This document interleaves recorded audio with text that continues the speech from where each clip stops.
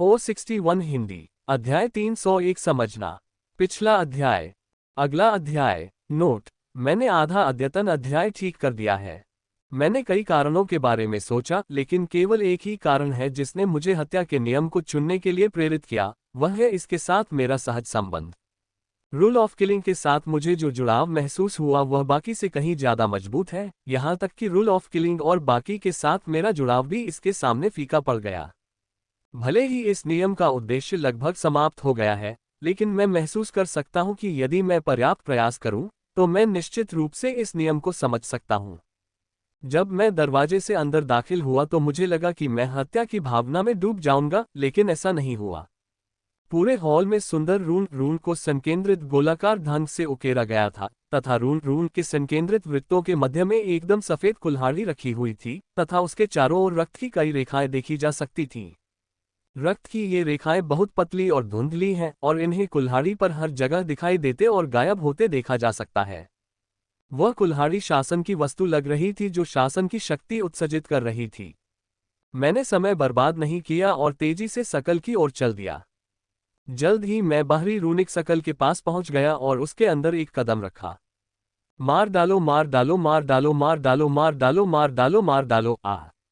मैंने जोर से चीख मारी, क्योंकि शासन की शक्ति ने मुझ पर हमला किया था। जो मुझे पहले महसूस हुआ था, वह इस तूफान की तुलना में एक हवा का झोंका था। पहले जो अनुभूति मुझे हुई थी, उसकी तुलना में ये काफी हल्की थी।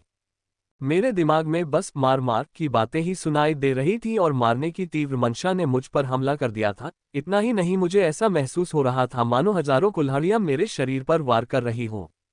इस किलिंग रूल में पागलपन का स्वाद था। पहले मुझे भी थोड़ा पागलपन महसूस हुआ था, लेकिन एक मिनट के लिए, लेकिन अब मैं इसे 100 गुना अधिक महसूस कर रहा हूं।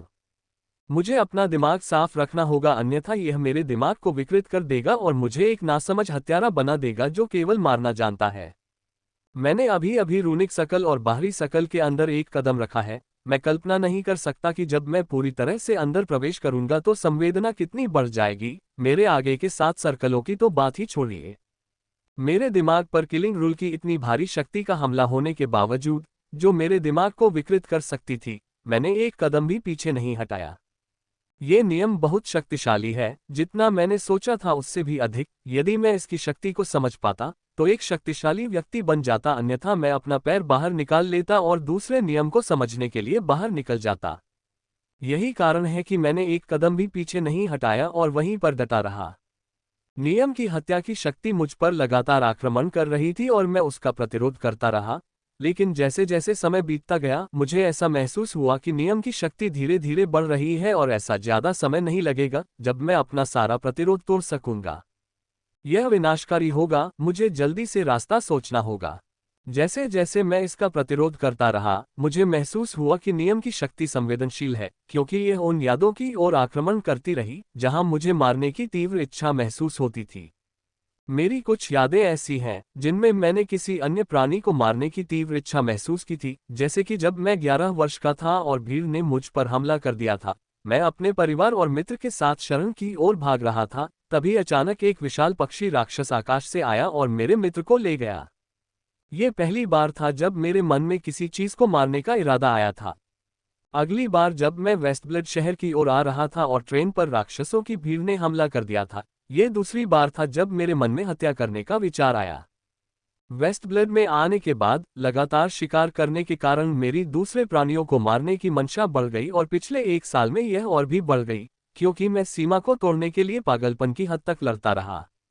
जैसे जैसे यह इन यादों पर हमला करता रहा, मेरी प्रतिरोधक क्षमता भी कमजोर पड़ने लगी और एक समय तो ये टूटने के बिंदु पर पहुंच गई, जिसका मैं अपनी दृढ़ इच्छाशक्ति से प्रतिरोध करता रहा। जब मैं बेचैनी से रास्ता खोज रहा था, तो मेरे मन में एक साहसिक विचार आया। मैं इसका विरोध करना क्यों नहीं छोड़ देता? फ्र ए वेब ए ओवल CM। मुझे ऐसा लगता है कि यदि मैं इसका विरोध करता रहा, तो मैं नियम को समझ नहीं पाऊंगा और इसके अलावा, यदि मैं कुल्हाड़ी के सामने बैठूंगा तो मुझे केवल आधा पैर ही घेरे में रखना होगा, मेरा पूरा शरीर नहीं, और मुझे 8 घेरे पार करने होंगे। बहुत सोचने के बाद मुझे लगा कि मेरे पास यही एक व्यवहार्य तरीका बचा है। मैंने जो किताबें पढ़ी हैं, उनमें समझने की कोई मौजूदा विधि नहीं है, क्योंकि हर किसी का नियम को समझने का अपना तरीका है। एक गहरी सांस लेते हुए मैंने नियम की शक्ति का विरोध करना बंद कर दिया और उसे अपने मन पर हावी होने दिया। जैसे ही हत्या के नियम की शक्ति मेरे मन में आई, मैं जोर से चिल्लाया। ऐसा दर्द के कारण नहीं था, बल्कि हत्या की अनुभूति के कारण था। मैं बस इतना कर सकता था कि अपनी सबसे कीमती यादों को इस अनुभूति से क्षतिग्रस्त होने से बचा सकूं।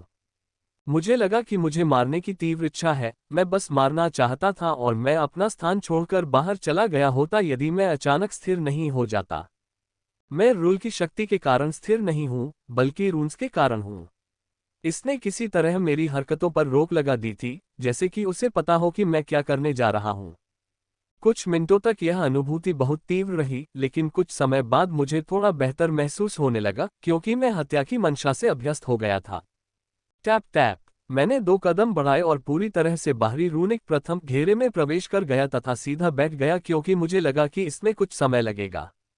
हत्या की मंशा का हमला 3 गुना अधिक बढ़ गया। इतनी बड़ी हत्या की मंशा को झेलते हुए मैं केवल अपने मन की रक्षा कर सकता था।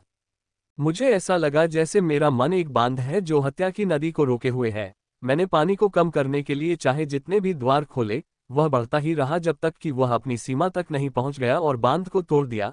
केवल थोड़ी राहत है कि समय बीतने के साथ बांध भी बड़ा और मजबूत होता जा रहा है, लेकिन फिर भी अगर नदी का पानी सीमा से अधिक बढ़ जाता है तो बांध को टूटना ही पड़ता है, चाहे वह कितना भी मजबूत क्यों न हो। जैसे जैसे समय के साथ हत्या की मंशा मेरे मन पर हावी होती गई, ये थोड़ा सहनीय होता गया और ये देखकर मैंने इसका निरीक्षण करना शुरू कर दिया। पहले मुझे लगा कि इसमें केवल पागलपन है, लेकिन जैसे जैसे मैंने और अधिक ध्यान दिया, सौभाग्य से मुझे एक अलग हत्या का इरादा दिखाई दिया जो कि इस हत्या नियम के बिल्कुल विपरीत था, जो पागलपन से भरा था। इसमें कोई संदेह नहीं है कि जिसने भी इस नियम को समझा है वह पागल है, और जो थोड़ी सी समझदारी है वह पूरे समुद्र में एक द्वीप की तरह है जो उसके प्रवाह को प्रभावित नहीं कर सकता है। लेकिन इस थोड़ी सी समझदारी ने मुझे बहुत बड़ी उम्मीद दी। ये हत्या नियम पागलपन से भरे नियम के बिल्कुल विपरीत है। ये हत्या म्यान में बंद ब्लेड की तरह है। अगर यह म्यान में है तो ये दूसरों को नुकसान नहीं पहुंचाएगा, लेकिन एक बार इससे बाहर निकल जाए तो ये शवों का पहाड़ बना देगा। मैंने इस हत्या नियम को नहीं छोड़ा, भले ही यह पागलपन की पूरी नदी की तुलना में गिरता है, लेकिन यह मेरे लिए पर्याप्त है। मैंने पूरी एकाग्रता के साथ इस मारण नियम का पालन करना शुरू कर दिया, बिना इस बात की परवाह किए कि मुझ पर पागल कर देने वाले मारण नियम का बोझ बढ़ रहा है। जितना अधिक मैं इसका अवलोकन करता हूं, उतना ही अधिक मुझे लगता है कि यह मेरे लिए सबसे अच्छा मारण नियम है, और इस स्थिर मारण नियम के कारण ही मुझे इतना मजबूत संबंध महसूस हुआ। Tap tap tap.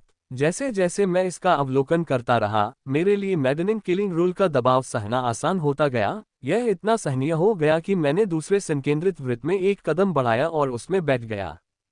मेरे दिमाग पर फिर से पागल करने वाले किलिंग रूल ने हमला किया। ये पहले चक्र में महसूस किए गए नियम से लगभग 4 गुना अधिक शक्तिशाली है। मेरे दिमाग पर इसके जबरदस्त हमले के कारण मेरे कानों से खून बहने लगा, लेकिन मेरे पास इसकी परवाह करने का समय नहीं था, क्योंकि मेरा पूरा दिमाग इस स्थिर किलिंग रूल पर केंद्रित था।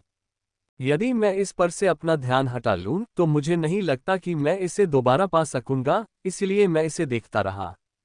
मैं इस स्थिर हत्या नियम को समझना चाहता हूं, क्योंकि मुझे लगता है कि इसे समझने से मेरा दिमाग विकृत नहीं होगा बल्कि यह अधिक मजबूत हो जाएगा। और दूसरा कारण यह है कि मैं इसे समझना चाहता हूं क्योंकि मुझे लगा कि यह स्थिर हत्या का इरादा इस पागल करने वाले हत्या के इरादे से अधिक मजबूत है। जितना अधिक मैं इसका अवलोकन करता रहा, उतना ही अधिक मुझे ऐसा महसूस होता रहा कि मैं कुछ समझ रहा हूं, लेकिन ये बहुत मायावी है और इस स्थिर हत्या के इरादे की भावना बहुत कमजोर है। मुझे फिर से करीब जाना होगा। Tap tap tap. मैं उठकर तीसरे घेरे में चला गया। मैं बैठने ही वाला था कि इस पागल करने वाले हत्यारे रूल ने मुझ पर इतना जोर से हमला किया कि मैं लगभग खुद पर नियंत्रण खो बैठा। अगर मैं पूरे दिल से उस स्थिर हत्या के इरादे को नहीं पकड़ता तो मैं वास्तव में अपना दिमाग खो देता और पागल हो जाता। तीसरे चक्र में प्रवेश करना बहुत उपयोगी साबित हुआ, क्योंकि न केवल मैडनिंग किलिंग रूल की शक्ति बहुत बढ़ गई, बल्कि स्थिर किलिंग रूल की शक्ति भी बहुत बढ़ गई। स्थिर हत्या नियम का पालन करते समय पागल करने वाले हत्या नियम का दबाव थोड़ा सहनीय हो गया और मैं बैठने में सक्षम हो गया। समय बीतता गया, मुझे नहीं पता कि कितना समय बीत गया था, लेकिन जब मैं स्थिर संहार नियम का पालन कर रहा था, मेरे मन में एक विचार आया, और वह विचार स्थिर संहार नियम के पालन से प्राप्त सभी मायावी समझ को जोड़ने के लिए एकदम सही टुकड़ा लगा। मैंने सोचा था कि इसका मुझ पर कोई प्रभाव नहीं पड़ेगा, लेकिन चूंकि मैं गलत था, इसलिए यह विचार सभी समझ को जोड़ने के लिए एक आदर्श टुकड़ा बन गया था। मैं हत्या के नियम का पालन करने के माध्यम से लाभ प्राप्त करने में सक्षम था और इससे मुझे हत्या के नियम की स्पष्ट झलक मिली। हत्या का नियम, मैंने आह भरते हुए सोचा और मेरा स्रोत हिल गया। मैं एक पल के लिए तो शून्य हो गया, लेकिन जब मैं अपने होश में आया और अस्तबल द्वारा नियम को मार डालने वाले धागे पर नजर डाली, तो ये बहुत स्पष्ट दिखाई दिया और हर नजर के साथ मैं इसे और भी अधिक समझ रहा था। ये देखकर मैं बहुत खुश हो गया, आखिरकार मैंने नियम को समझने की सबसे बड़ी बाधा पार कर ली। मैंने किलिंग रूल का अवलोकन करते हुए इसके बारे में अपनी समझ बनाई और यह समझ अब स्टेबल किलिंग रूल के साथ प्रतिध्वनित होने लगी, जिससे मुझे इसके बारे में अधिक स्पष्ट दृष्टि प्राप्त हुई और मैं इसे बेहतर ढंग से समझ सका। किलिंग रूल के बारे में अपनी समझ बनाने के बाद मेरी समझ स्थिर किलिंग रूल के साथ प्रतिध्वनित होने लगी, जिससे इसका अधिक स्पष्ट रूप सामने आया। किलिंग रूल को अधिक स्पष्ट रूप से देखने के बाद मैंने इसे और भी तेजी से समझना शुरू कर दिया और वह अपनी स्वयं की समझ बना रहा है, न कि इसे अपने देखे अनुसार हटा रहा है। माइकल को नहीं पता था कि जिस तरह से वह नियम को समझ रहा है वह बहुत ही दुर्लभ है और यहाँ एक भी व्यक्ति ऐसा करने में सक्षम नहीं होगा।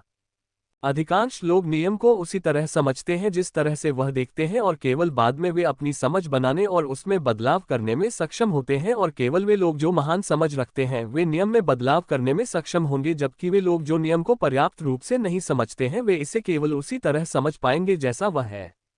नियम को अपनी समझ से समझने के कई नुकसान हैं, लेकिन सबसे अधिक लाभ यह है कि जो लोग नियम को अपनी समझ से समझते हैं वे अपनी तुलना में बहुत तेज गति से प्रगति करते हैं।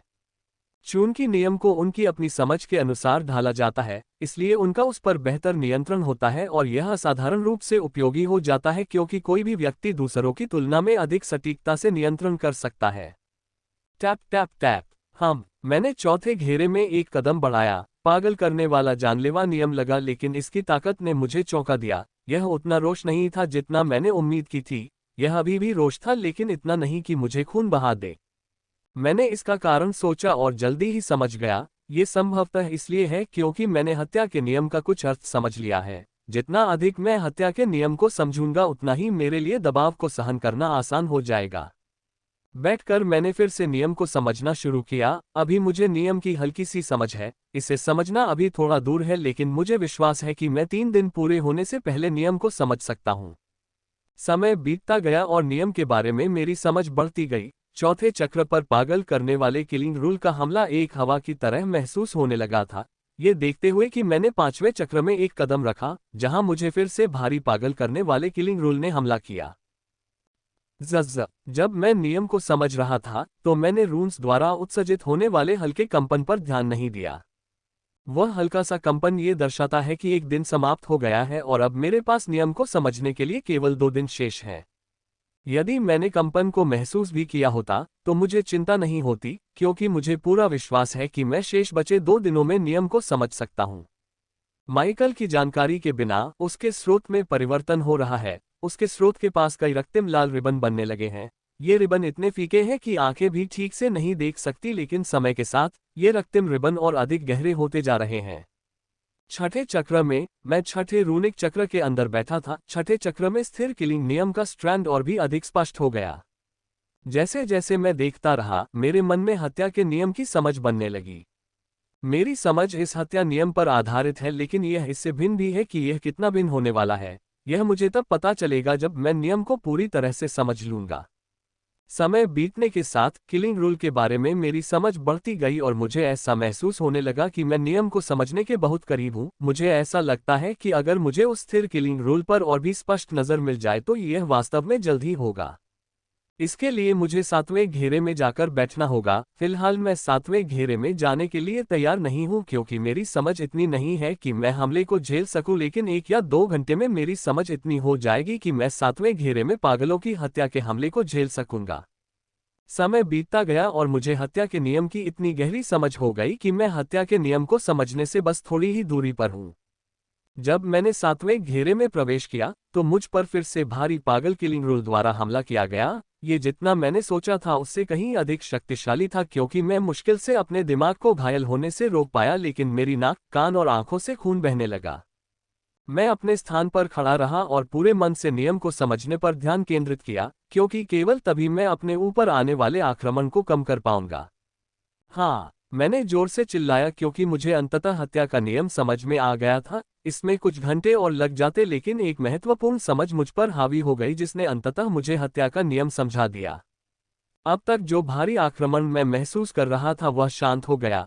पागल हत्या नियम का आक्रमण अभी भी है, बस अब मुझे हत्या नियम समझ में आ गया है। उसका आक्रमण बस थोड़ा सा उपद्रव जैसा लगता है। मैं महसूस कर सकता हूं कि मेरे स्रोत में एक बड़ा परिवर्तन हो रहा है, लेकिन मैं यह नहीं देख सकता कि यह परिवर्तन क्या है। मैं केवल महसूस कर सकता हूं। अगर माइकल अपने स्रोत के अंदर देख पाता तो उसे स्रोत में एक रक्त लाल रिबन तैरता हुआ दिखाई देता। रिबन काफी मिलनसार और हानिरहित लग रहा था, लेकिन जब यह अपने किनारों को चमकाता था तो यह किसी को भी सिहरन पैदा कर सकता था। हत्या का नियम, लेकिन यह पूर्ण होने से बहुत दूर है। मुझे ऐसा लगा जैसे इसमें कुछ कमी है, ये किसी तरह से अधूरा है। मुझे उस नियम के अधूरेपन को भरना है जिसे मैंने अभी समझा है, तभी मैं ऐसा कर पाऊंगा। ऐसा होगा कि मैंने जो समझना शुरू किया है वह आकार लेने लगा है, लेकिन ये पूर्णता से बहुत दूर है। जब मैंने इसे महसूस किया तो मुझे लगा कि यह अधूरा है, इसमें कुछ कमी है। जब मैं इसे उस चीज के साथ पूरा करूंगा जिसकी इसमें कमी है, तभी मेरे पास किलिंग रूल होगा जिसकी मैंने कल्पना की थी। मैं 7वें चक्र में बैठा और फिर से समझना शुरू किया। मेरे पास नियम का केवल एक छोटा सा अंश है जो कि मूल क्षेत्र में भी प्रवेश नहीं करता है। नियम की समझ को 6 चरणों में विभाजित किया गया है, जो basic, intermediate, advanced, master, grandmaster और लीजेंड है। प्रत्येक चरण को 4 स्तरों में विभाजित किया गया है: निम्न, मध्यम, उच्च और शीर्ष। वर्तमान में मेरी समझ बुनियादी स्तर के निम्न स्तर तक भी नहीं पहुंची थी। ऐसा कहा जाता है कि नियम चरण में आगे बढ़ना बहुत कठिन है। कभी कभी तो एक स्तर पर आगे बढ़ने में ही वर्षों या दशकों लग जाते हैं, जबकि अन्य लोग उस स्तर पर ही पहुंच जाते हैं जिसे उन्होंने शुरू में समझा था। मैं आशा करता हूं कि समय समाप्त होने से पहले ही किलिंग रूल की मेरी समझ बुनियादी स्तर के निम्न स्तर तक पहुंच जाएगी, लेकिन मैं जानता हूं कि यह बहुत कठिन है। ये कठिन है, लेकिन मैं कोशिश करूंगा। मैं 7वें सकल में ज्यादा दबाव महसूस नहीं कर रहा हूं, लेकिन मैं 8वें सकल में प्रवेश करने की हिम्मत नहीं कर पाया क्योंकि वहां नियम की वस्तुओं का प्रभाव बहुत अधिक है। मैं 9वें चक्र से 8वें चक्र में प्रवेश करते हुए रक्त की एक लाल लकीर देख सकता हूं। यह 8वां चक्र मेरे लिए वास्तव में खतरनाक होगा यदि मैं नियम की उच्च समझ के बिना इसमें प्रवेश करता हूं। मैं 7वें चक्र में घंटों तक सोचता रहा, फिर मुझे लगने लगा कि अब यहां और रुकने का कोई फायदा नहीं है। अगर मैं यहां रुका तो सिर्फ मेरा समय बर्बाद होगा। मैंने 8वें घेरे की ओर आशंका से देखा, क्योंकि मुझे कभी कभी 9वें घेरे से रक्त की धारियां निकलती हुई दिखाई देती थी। अंततः मैं खड़ा हुआ और 8वें सकल को देखा। मुझे उस रेड स्ट्रीक से बहुत डर लग रहा था, लेकिन मैंने फिर भी प्रवेश करने का निर्णय लिया क्योंकि केवल वहां प्रवेश करने से ही मैं नियम में आगे प्रगति कर पाऊंगा। जैसे ही मैंने अंदर कदम रखा, मुझ पर एक ऐसी अनुभूति ने हमला किया जो मैंने पहले कभी महसूस नहीं किया था। न केवल मेरे दिमाग पर हमला हुआ बल्कि मेरे शरीर पर भी हमला हुआ। मुझे पूरे शरीर में कटने जैसी अनुभूति हो रही थी और यह बहुत दर्दनाक था। इस उग्र हमले में मैंने उस अस्तबल हत्या नियम पर अपनी पकड़ खो दी जिसे मैं समझ रहा था। मैंने उसे पुनः ढूंढने का प्रयास किया, लेकिन बहुत प्रयास करने के बाद भी मैं उसे पुनः नहीं ढूंढ सका। मैं निराश नहीं हुआ और इसे फिर से खोजने की कोशिश की, जबकि यह घना पागल हत्यारा नियम मेरे दिमाग और शरीर पर लगातार हमला कर रहा था। उस स्थिर हत्या नियम को ढूंढना घास के ढेर में सुई ढूंढने से 100 गुना कठिन है। यह मेरा सौभाग्य था कि मुझे वह स्थिर हत्या नियम मिला और मैंने इसका उपयोग हत्या नियम को समझने में किया। मैंने उस अस्तबल हत्या नियम की खोज छोड़ने से पहले लगभग 1 घंटे तक खोज की होगी, लेकिन बिजली 2 बार नहीं गिरती। मैंने एक आह भरते हुए सोचा।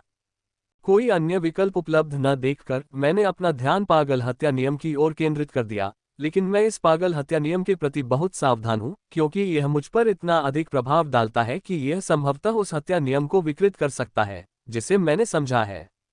मैंने धीरे से उस पागल हत्यारे नियम को छुआ जो मेरे शरीर और आत्मा में नीचे की ओर बह रहा था।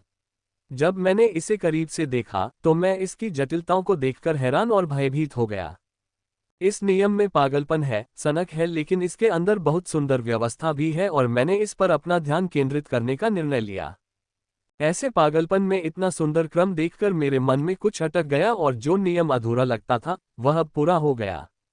मैं ये जांचने ही वाला था कि यह हत्या का नियम, जो मेरी अपनी समझ से बना था, कैसे काम करता है। तभी मुझे लगा कि मेरे सामने सब कुछ खाली होता जा रहा है। जब मैंने दोबारा रोशनी देखी तो मैंने खुद को एक बिल्कुल अलग वातावरण में पाया। पहले तो मैं उलझन में पड़ गया, लेकिन जल्द ही समझ गया कि क्या हो रहा है और इससे मैं बहुत खुश हो गया। यादें। मैंने मन ही मन जोर से चिल्लाकर कहा, नियम को समझने के बाद लोगों की एकमात्र इच्छा मूल उपयोगकर्ता की यादों तक पहुंचने की है। कभी कभी ये यादें नियम को समझने से भी अधिक महत्वपूर्ण होती हैं।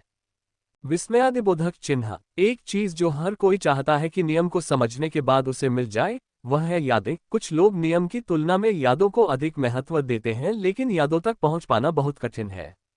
मुझे विश्वास नहीं हो रहा है कि मैं टोटेम कलाकृतियों के मालिक की यादों में हूं। ये जीवन में एक बार मिलने वाला अवसर है जो बहुत कम लोगों को मिलता है, और यह मेरे लिए और भी महत्वपूर्ण है क्योंकि मैं मध्य महाद्वीप से नहीं हूं।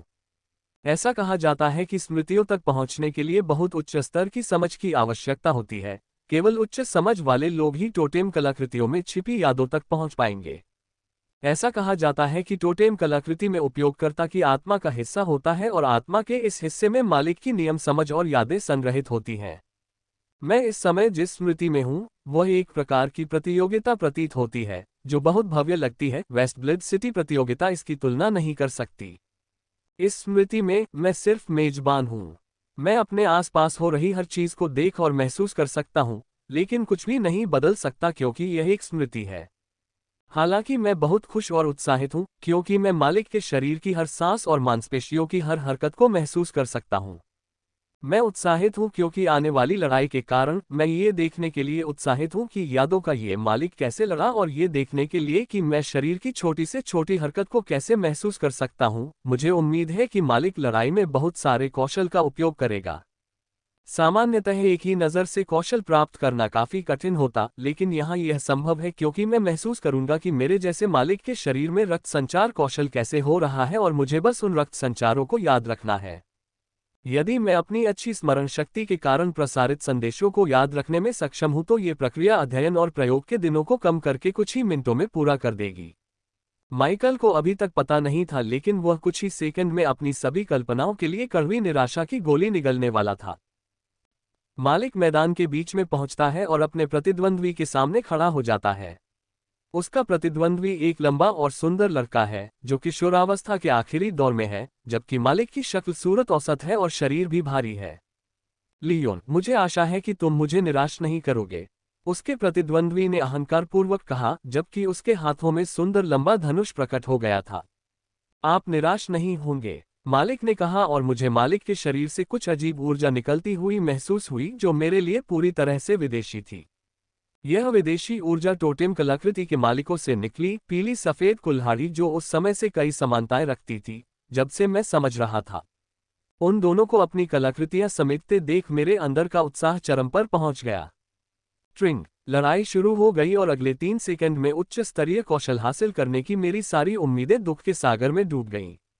लड़ाई बहुत तेज है, मैं केवल धुंधलापन ही देख पा रहा हूँ। वे इतने तेज हैं कि मेरी आंखें उनकी गति को ट्रैक नहीं कर पा रही हैं। इतना ही नहीं, कौशल का संचार, जिस पर मैं पूरी तरह से भरोसा कर रहा हूँ, वह भी इतना तेज है कि मैं उसका मार्ग देख और याद नहीं रख पा रहा हूँ।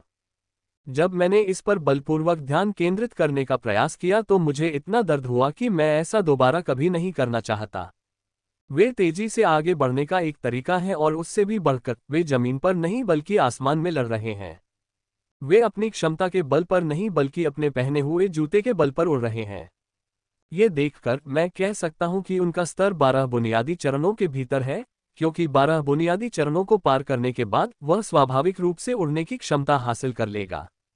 मैं उनकी लड़ाई देखकर बहुत हैरान हूं। हालांकि मालिक की गति के कारण ये बहुत धुंधला है, फिर भी इसने मुझे काफी हैरान कर दिया। मुझे जो निराशा महसूस हो रही थी कि मैं पकड़ नहीं पा रहा था, वह मुकाबला देखने के बाद दूर हो गई। हालांकि स्पष्ट रूप से लड़ने में सक्षम न होना बहुत निराशाजनक है, फिर भी यह काफी ज्ञानवर्धक है जिससे मुझे अंतर देखने को मिला। हम मध्य महाद्वीप के लोगों से बहुत दूर हैं। इसमें कोई आश्चर्य नहीं कि मध्य महाद्वीप के लोग हमें नीची नज़र से देखते थे, उन्हें ऐसा करने का अधिकार है। जब मैं मुकाबला देख रहा था तो मेरे मन में एक विचार आया, मैं कौशल हासिल कर सकता हूं, इसका मतलब यह नहीं है कि मैं अन्य चीजें नहीं हासिल कर सकता, लेकिन मुझे इसके लिए जोखिम उठाना होगा। जैसे ही मैं स्मृति में प्रवेश करता हूं, सबसे पहले मैंने अपने मन को बाहरी हस्तक्षेप से, मुख्यतः हत्या के नियम से, अलग कर लिया। मुझे डर था कि मेरी स्मृति में हत्या का नियम मेरे मन के साथ निकटता से जुड़ा होगा और वो पागल हत्या का नियम संभवतः मेरे मन को विकृत कर देगा। मैं इतना भयभीत था कि मैंने अपने मन को नियम को छूने भी नहीं दिया, लेकिन अब बहुत सोचने के बाद मुझे पता चला है कि यह निकटता बहुत खतरनाक है लेकिन साथ ही बहुत उपयोगी भी है। यदि मैं पर्याप्त सावधान रहूं तो मैं निश्चित रूप से हत्या के नियम को बहुत तेज गति से समझ सकता हूं, और यदि मैं भाग्यशाली रहा तो मैं मूल चरण की निम्न स्तरीय समझ को भी अच्छी तरह से समझने में सक्षम हो सकता हूं। फौंफना। यह विचार मन में आने के साथ ही मैंने सावधानीपूर्वक अपना दिमाग खोला और हत्या के नियम को छुआ, लेकिन जब मेरी मानसिक शक्ति ने हत्या के नियम को छुआ तो मुझे बहुत झटका लगा और मैं गहरी सांस लिए बिना नहीं रह सका। जब मैंने किलिंग रूल को छुआ तो मुझे ये देखकर बहुत आश्चर्य हुआ कि मालिक का किलिंग रूल स्थिर किलिंग रूल है, जिससे मैंने अपने अधिकांश किलिंग रूल को समझा है। इतना ही नहीं, ये रूल बहुत निम्न स्तर पर है, जो मेरे लिए बुरी बात नहीं है। इसका मतलब केवल एक ही बात है, मालिक ने कुछ बहुत ही कठोर और जीवन बदल देने वाली घटना का अनुभव किया होगा, जिसके कारण उसके अस्तबल हत्या नियम को पागलपन से भरे हत्या नियम में बदल दिया गया। जब मैंने सोचा कि इवेंट मालिक के जीवन में क्या परिवर्तन हुआ होगा तो मैं सिहर उठा। बिना समय बर्बाद किए मैंने अपना पूरा ध्यान रूल को समझने पर लगा दिया। मालिक का यह हत्या नियम बुनियादी चरण के शीर्ष स्तर या मध्यवर्ती चरण के निम्न स्तर पर होना चाहिए। क्योंकि यह बहुत निम्न स्तर पर है, इसलिए मुझे इसकी जटिलताओं को समझने में आसानी हो रही है और मैं नियम को रॉकेट गति से समझ रहा हूं। यदि मैं इसी गति से नियम को समझता रहा तो मूल स्तर के निम्न स्तर पर नियम तक पहुंचना स्वप्न जैसा नहीं होगा। मैं न केवल नियम को समझ रहा हूं, बल्कि यह भी सीख रहा हूं कि नियम को कैसे प्रयोग में लाया जाए। कौशल के संचलन पथ को देखने की तुलना में उपयोग नियम को देखना बहुत आसान है। मुझे लगता है कि ऐसा इसलिए है क्योंकि मैंने नियम को पहले ही समझ लिया है, जबकि मुझे कौशल के बारे में कोई जानकारी नहीं है। मैंने पकड़ने की कोशिश की। आपकी समझ बुनियादी स्तर के शिखर स्तर पर पहुंच गई है, मालिक के प्रतिद्वंद्वी ने हकलाती आवाज में कहा। वह वास्तव में इससे हैरान था। लड़ाई में अब तक मालिक ने अपने नियम की समझ के वास्तविक स्तर को छुपा रखा था और अभी कुछ ही क्षण पहले उसने नियम की पूरी शक्ति का उपयोग किया था। जब उसने अपने प्रतिद्वंद्वी के पेट पर लंबा घाव कर दिया, जो औषधि पीने के बावजूद बहुत धीमी गति से ठीक हो रहा था। ऐसा इसलिए हो रहा है क्योंकि मारक शक्ति के कारण इसका उपचार रुक गया है। एक बार जब शक्ति शरीर में प्रवेश कर जाती है तो उसे नियम शक्ति द्वारा प्रतिसंतुलित करना पड़ता है, अन्यथा वह शरीर को और अधिक नुकसान पहुंचाती रहेगी। यदि शासन शक्ति में अंतर है तो युद्ध हारना तय है। मैं यह महसूस कर सकता हूं कि मालिक और उसका प्रतिद्वंद्वी एक ही स्तर पर है और दोनों ने स्तर 2 नियम को समझ लिया है। उनके बीच अंतर यह है कि हत्या का नियम धनुष के नियम से अधिक शक्तिशाली है, जिसे उसके प्रतिद्वंद्वी ने समझ लिया था, और सबसे बड़ी बात यह है कि उसके मालिक की समझ उसके प्रतिद्वंद्वी से एक स्तर अधिक है। जब उसने अपनी पूरी ताकत दिखा दी तो मालिक जवाबी हमला करने लगे और उग्र हो गए। खूनी लाल रंग की सफेद कुल्हाड़ी इतनी तेज हो गई कि उसका प्रतिद्वंद्वी बड़ी मुश्किल से उसका मुकाबला कर पाया। चोटें उसके शरीर पर लगातार बढ़ती गईं और वह उनसे मुकाबला करने में असमर्थ हो गया। मालिक ने इस मौके का फायदा उठाकर तेजी से उसके करीब पहुंचा और कुल्हाड़ी के कुंडे से अपने प्रतिद्वंद्वी पर वार कर दिया। यह प्रहार इतना जोरदार था कि उसका प्रतिद्वंद्वी बेहोश हो गया। टकरा जाना। मैं बहुत उत्साहित था और उम्मीद कर रहा था कि मैं भविष्य के मैच देखूंगा, लेकिन वास्तविकता बहुत क्रूर है क्योंकि अगले ही पल मेरी यादें कांच की तरह टूट गईं और मैंने खुद को रूल पैलेस में पाया। जब मैं वापस आया तो मैंने अपने आप को 8वें घेरे में पाया, उसी स्थिति में खड़ा था जैसे 8वें घेरे में प्रवेश करने से पहले था। मैं अपनी आंखें बंद करता हूं और शांति से उस नियम का निरीक्षण करता हूं जिसे मैंने समझा था, और मुझे आश्चर्य होता है कि मेरा हत्या नियम वास्तव में मूल चरण के निम्न स्तर तक पहुंचने के करीब है। यदि मैं एक और स्मृति पुनः दर्ज करूं तो 100% संभावना होगी कि मैं रूल को निम्न स्तरीय बुनियादी स्तर तक समझ सकूं। ये बहुत कठिन होगा। मैं महसूस कर सकता हूं कि टोटेम आर्टिफैक्ट की शक्ति थोड़ी कम हो गई है।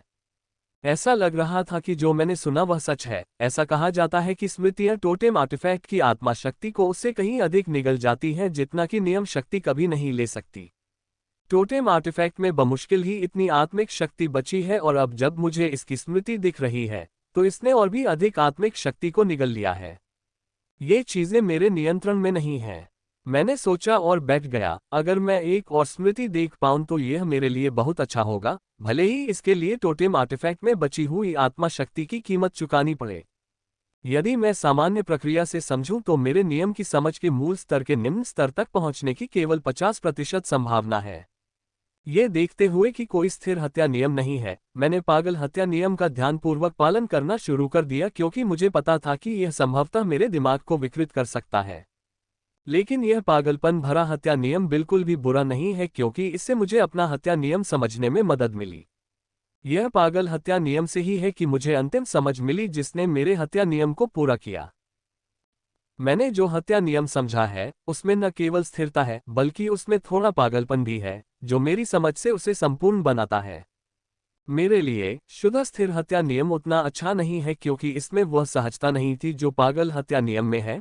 थोड़ी पागलपन अस्थिरता को जोड़ने के साथ इस नियम की मारक क्षमता पूरी तरह से नई ऊंचाइयों पर पहुंच गई थी। मैं 100% निश्चितता के साथ कह सकता हूं कि मेरी हत्या नियम की शक्ति निश्चित रूप से दोनों को पार कर जाएगी। मैं मैड किलिंग रूल को ध्यान से देखता रहा और मेरी समझ लगातार निम्न स्तर के करीब पहुंचती रही, लेकिन मेरी समझ की गति उस समय की तुलना में धीमी है जब मैं स्मृति में था। मैं उस स्मृति को पुनः अनुभव करना चाहता था लेकिन यह मेरे नियंत्रण में नहीं है। मैं काफी भाग्यशाली था कि मुझे उस स्मृति का अनुभव पहले ही मिल चुका था। 2 दिन पूरे हो गए हैं, मैंने सोचा क्योंकि मुझे रूनिक स्किल के माध्यम से कंपन महसूस हुआ। इस नियम महल में मेरे पास केवल 1 दिन का समय शेष है। मेरा समय समाप्त होने से पहले मुझे अपने नियम की समझ को बुनियादी स्तर के निम्न स्तर तक ले जाना था। जैसे जैसे मैं पागल हत्या नियम को समझता गया वैसे वैसे मेरी समझ बढ़ती गई और मैं जो आक्रमण महसूस कर रहा था वह कम होने लगा। अब केवल एक ही वृत्त बचा है जो 9वां वृत्त है। ये केंद्रीय वृत्त है जो सर्वाधिक सघन रूनों से भरा हुआ है और यहीं पर ऑब्जेक्ट वाइटेक्स का नियम रखा गया है। जब भी मैं सफेद कुल्हाड़ी से निकलने वाली हल्की खूनी रेखाओं को देखता हूं तो मैं कांप उठता हूं। मुझे उनका आतंक पता है क्योंकि कभी कभी कुछ खूनी रेखाएं 9वें चक्र में प्रवेश कर जाती हैं। हालांकि 8वें चक्र में प्रवेश करने पर उनकी अधिकांश शक्ति कम हो जाती है। जब भी यह मेरे शरीर को छूती है तो मुझे अभी भी बहुत दर्द होता है।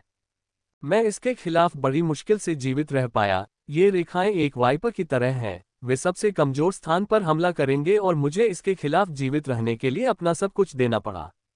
मुझे इसमें कोई संदेह नहीं है कि 9वें शकल में ये खूनी रेखाएं 9वें शकल में 10 गुना अधिक खतरनाक होंगी। 9वां चक्र बहुत खतरनाक है, लेकिन ये सबसे अच्छी जगह भी है जहां मैं नियम को तेज गति से समझ सकता हूं और यादों तक फिर से पहुंचने का थोड़ा मौका मिलेगा। मैंने काफी देर तक सोचा और 9वें चक्र में प्रवेश करने का जोखिम उठाने का निर्णय लिया, लेकिन मैं अभी प्रवेश नहीं करूंगा। मैं केवल तभी प्रवेश करूंगा जब आधा दिन शेष रह जाएगा। तभी मैं पर्याप्त रूप से तैयार हो जाऊंगी और यदि बात ज्यादा हुई तो एक कदम पीछे हट सकूंगी। समय बीतता गया और आधा दिन बीत गया। जब मैंने 9वें शकल को देखा तो मेरा दिल तेजी से धड़कने लगा। मैंने अपनी भावनाओं को शांत किया और खड़ा हो गया। 9वें नंबर पर देखते ही मेरी निगाह दृढ़ हो गई। Tap tap tap. कुछ गहरी सांसें लेने के बाद मैंने 9वें चक्र की ओर कदम बढ़ाए। आह! मैं जोर से चिल्लाई। जैसे ही मैंने 9वें घेरे के अंदर एक कदम रखा, मैं महसूस कर सकती हूँ कि ये रक्तरंजित रेखाएं मेरे दिमाग को प्रभावित कर रही हैं। इतना ही नहीं, मैं देख सकती हूँ कि मेरी कलाइयों पर छोटी छोटी चोटें बनने लगी थीं। यदि मैंने तुरंत एक कदम पीछे नहीं लिया तो मुझे यकीन है कि मेरा शरीर असाध्य चोटों से क्षत विक्षत हो जाएगा और इससे मेरा दिमाग इतना क्षतिग्रस्त हो जाएगा कि मैं एक सब्जी में बदल जाऊंगा। मैंने अभी एक कदम पीछे हटने के लिए अपना पैर उठाया ही था कि मैंने पाया कि मेरे सामने दृश्य बदल रहा है। याद, मैंने खुशी से कहा। मैं अपने मन के उस स्मृति में चले जाने की प्रतीक्षा कर रहा था। जब मैं होश में आया तो मैंने पाया कि मैं खुले मैदान में था और मेरे चारों ओर 100 से अधिक लोग खड़े थे जो ढीले ढाले व्यायाम वाले कपड़े पहने हुए थे। मालिक की उम्र को देखते हुए ये स्मृति प्रतियोगिता के उसी वर्ष की लगती थी। मेरे सामने एक मध्यम आयु का आदमी खड़ा है जिसकी आभा इतनी प्रबल है कि वह मुझे घुटने टेकने पर मजबूर कर सकती है। मैं भी घुटने टेक देता यदि यह वास्तविकता होती और मालिक की स्मृति नहीं होती। आप सभी नाइट ग्रेड 12 बुनियादी चरणों के शिखर पर पहुंच गए हैं और इनहेरिटेंस क्रिस्टल के साथ सफलता के लिए तैयार हैं। मध्यम आयु वर्ग के व्यक्ति ने कहा। मैं आपको विरासत क्रिस्टल का सही तरीके से उपयोग करने के बारे में विवरण देकर बोर नहीं करूंगा, आपने बचपन से यही सुना है। आज मैं आप सभी को शरीर शुद्धिकरण की सभी 16 क्रियाएं सिखाने जा रहा हूं। अधेर ने कहा। यह सुनकर हर किसी की आंखों में उत्साह देखा जा सकता था जब मध्यम आयु वर्ग ने इसका उल्लेख किया। मालिक के चेहरे पर जो शांत भाव थे वे भी शरीर की सफाई तकनीक सुनकर उतार चढ़ाव करने लगे। जैसा कि आप जानते हैं, नाइट स्टेज से बाहर निकलने से पहले आपको एक साफ शरीर की आवश्यकता होगी जिसमें कोई विदेशी ऊर्जा न हो, तभी आप सांस के माध्यम से अधिकतम शारीरिक शक्ति प्राप्त कर पाएंगे और विरासत भी अधिकतम एकीकरण के साथ आपके शरीर में विलीन हो सकती है। मध्यम आयु वर्ग के व्यक्ति ने कहा। सभी युवा लड़कों ने सिर हिलाया। अब तक आपने जो भी अन्य तकनीकें अपनाई हैं, वे शरीर शुद्धिकरण तकनीक के सामने फीकी हैं। अधेड़ उम्र के व्यक्ति ने कहा। इस बार वह काफी जोश से भरा हुआ लग रहा था और जो युवा लोग सुन रहे थे, उन्होंने भी अपने प्रशिक्षक के शब्दों पर जोश से सिर हिलाया।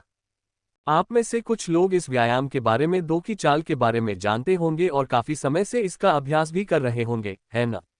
प्रशिक्षक ने पूछा और आधे से अधिक लोगों ने अपना सिर हिलाया। मालिक भी उनमें से एक था। आप सभी जानते हैं कि बॉडी क्लींजिंग तकनीक इतनी उपयोगी है कि उच्चतम स्तर के संगठनों ने भी नाइट ग्रेड से आगे निकलने से पहले अपने सदस्यों को इसका अभ्यास कराया था। यह न केवल शरीर में सभी बाहरी ऊर्जा को पूरी तरह से विलीन करने में मदद करता है, बल्कि यह उन लोगों को बेदाग शरीर पाने में भी मदद करता है जिन्होंने इस व्यायाम के सभी 16 चरणों का पालन किया है, जो भविष्य के अभ्यास में बेहद मददगार साबित हुआ। लेकिन बॉडी क्लींजिंग तकनीक का प्रदर्शन करना बहुत कठिन है। हमारे संगठन में कोई भी व्यक्ति अधिकतम 7 चालें ही कर सकता है, जो कि आधी भी नहीं है। प्रशिक्षक ने निराश स्वर में कहा, लेकिन उसके चेहरे पर गर्व की झलक देखी जा सकती थी। ये शारीरिक शुद्धिकरण तकनीक इतनी कठिन लगती है कि मध्य आयु के प्रशिक्षक भी उन लोगों पर गर्व महसूस करते हैं जो केवल 7 चालें करने में सक्षम थे। ठीक है, मैं अपने उबाऊ भाषण से आपका समय बर्बाद नहीं करूंगा। आपको बस इतना जानना है कि जो लोग 9 चालें चलने में सक्षम होंगे, वे संगठन के खजाने से अपनी पसंद की विरासत प्राप्त करने में सक्षम होंगे, चाहे वह कितनी भी महंगी या कीमती क्यों न हो। मध्यम आयु के व्यक्ति ने कहा। यह सुनकर किसी को आश्चर्य नहीं हुआ, लेकिन कई लोगों ने निराशा में अपना सिर हिलाया, ये सोचकर कि इस व्यायाम के 9 चरणों को करना असंभव है। अब मैं शरीर शुद्धिकरण व्यायाम के सभी 16 चरणों का प्रदर्शन करूंगा, इसे अच्छी तरह याद रखें, प्रशिक्षक ने कहा और उसने व्यायाम करना शुरू कर दिया। मैं प्रशिक्षक की ओर पूरी एकाग्रता से देख रहा था और सब कुछ याद कर लेना चाहता था। प्रशिक्षक ने धीरे धीरे व्यायाम करना शुरू किया, जिससे मुझे आश्चर्य हुआ। कोई भी अजीब हरकत नहीं थी, सभी हरकतें काफी सरल लग रही थीं। प्रशिक्षक ने सभी 16 चालें बहुत धीरे धीरे प्रदर्शित की और ऐसा करने में उन्हें 1 घंटे से थोड़ा अधिक समय लगा। मैंने सोचा था कि सभी 16 चालों को करने से वह काफी थक जाएगा, क्योंकि वह दावा कर रहा था कि यह कितना कठिन है, लेकिन जब उसने ये सब किया तो उसके चेहरे पर थकान का एक भी निशान नहीं दिखा, पसीने की बूंद तो दूर की बात थी। एक क्षण तो मुझे संदेह हुआ कि उन्होंने जो कुछ कहा वह सच था या नहीं, लेकिन मैंने कुछ समय के लिए अपना निर्णय सुरक्षित रखने का निर्णय लिया, क्योंकि कुछ ही क्षणों बाद उनके सभी शिष्य यह अभ्यास करने वाले थे। जहां तक इसे याद करने की बात है तो मैंने इसकी 4 चालें याद कर ली थीं, और जहां तक 5वीं चाल और उसके आगे की बात है तो मैं बहुत आश्वस्त नहीं हूं। आप लोग अब प्रयास करें। जो लोग 5 या उससे अधिक चालें करने में सक्षम होंगे, उन्हें 1 सप्ताह तक मेरा व्यक्तिगत मार्गदर्शन मिलेगा। प्रशिक्षक ने अपने विद्यार्थियों को व्यायाम करने का आदेश देते हुए कहा। प्रशिक्षक के आदेश मिलते ही सभी ने व्यायाम करना शुरू कर दिया। पहले तो लगा कि यह तथाकथित शरीर शुद्धिकरण व्यायाम काफी आसान है, लेकिन मात्र 10 मिनट बाद ही सभी के शरीर से पसीने की बूंदें गिरने लगी और मालिक भी इसका अपवाद नहीं था। समय बीतता गया और आधे घंटे बाद ही पहला लड़का बेहोश हो गया। वह सिर्फ पहला कदम ही उठा पाया था। जैसे जैसे समय बीतता गया, अधिकाधिक लोग थकते गए और 1 घंटा पूरा होने तक केवल 20 से 30 लोग ही प्रदर्शन करते हुए बचे। मालिक भी उनमें से एक है। उसने अभी 2 चालें ही चली थीं और अब तीसरी चाल चल रहा है, लेकिन वह पहले ही अपनी सीमा पर पहुंच चुका है। जब मैंने महसूस किया कि उसके शरीर में कोशिका स्तर पर क्या हो रहा है, तो मैं दंग रह गया। इस सर्वोच्च सफाई अभ्यास ने शरीर को एक भट्टी बना दिया था। शरीर में मौजूद जो भी विदेशी ऊर्जा है वह इस भट्टी में जल जाएगी और फिर शरीर के साथ विलीन हो जाएगी। यह विलय बिल्कुल सही है और इसमें कोई दोष नहीं है। अब मैं प्रशिक्षक की शेखी बघारने का कारण समझ सकता हूं। यह व्यायाम शरीर में विदेशी ऊर्जा को पूरी तरह से विलय करने में मदद करता है और हर कदम के साथ भट्टी अधिक से अधिक गर्म होती जाती है। यह तो केवल दूसरे प्रयास की स्थिति है। मैं कल्पना कर सकता हूं कि 16वें प्रयास के बाद शरीर की भट्टी कितनी गर्म हो जाएगी। इस व्यायाम के बारे में जिस बात ने मुझे सबसे अधिक चौंकाया वह यह है कि यह शरीर से अशुद्धियों को निकालता है। मैंने ऐसा करते हुए कभी नहीं देखा या सुना है। यदि मुझे इनका व्यक्तिगत अनुभव न होता तो मैं समझता कि ये अशुद्धियां केवल पसीने की गंध हैं। 1 वर्ष से अधिक समय पहले जब मैंने अंतरिक्ष में वह चमत्कारी फल खाया था, तब भी मेरे शरीर की अशुद्धियां साफ हो गई थीं। मुझे अभी भी वह स्वर्गीय अनुभूति याद है जो मुझे तब महसूस हुई थी जब मैं जाग उठी थी और अपने शरीर को अशुद्धियों से मुक्त पाया था। इस शरीर शोधन व्यायाम और मेरे शरीर में छिपी हुई उन्मत्त ऊर्जा को विलीन करने के लिए मैं जो पवन संहारक शैली अपना रहा हूं, उनमें जमीन आसमान का अंतर है। वह प्रक्रिया इस प्रक्रिया के सामने बहुत ही दोषपूर्ण लग रही थी और इस शरीर शोधन व्यायाम को काम करते हुए देखकर मुझे महसूस होने लगा कि उन्मत्त ऊर्जा मेरे शरीर के साथ ठीक से विलीन नहीं हुई है और अपने भीतर कुछ छिपे हुए खतरे छोड़ गई है। मैंने निर्णय लिया कि मैं यह अभ्यास अपने तंबू में वापस जाने के बाद करूंगा। मालिक ने अंततः अपनी दृढ़ इच्छा शक्ति से तीसरा मूव किया। जब मालिक ने चारों ओर देखा तो उसने पाया कि केवल 4 लोग ही अभी भी मूव कर रहे थे, जबकि अन्य लोग बेहोश हो गए थे। धप! मालिक ने पूरी इच्छाशक्ति के साथ चौथी चाल जारी रखी, लेकिन जब वह आधी चाल तक पहुंचा तो वह अंततः अपनी सीमा पर पहुंच गया और चौथी चाल चलते चलते थककर फर्श पर गिर पड़ा। उसे आश्चर्य हुआ कि वह सबसे अंत में गिरा। प्रशिक्षक ने निराश होकर कहा, इस बैच में भी कोई ऐसा नहीं है जो कम से कम 5वीं चाल भी कर सके। Track track!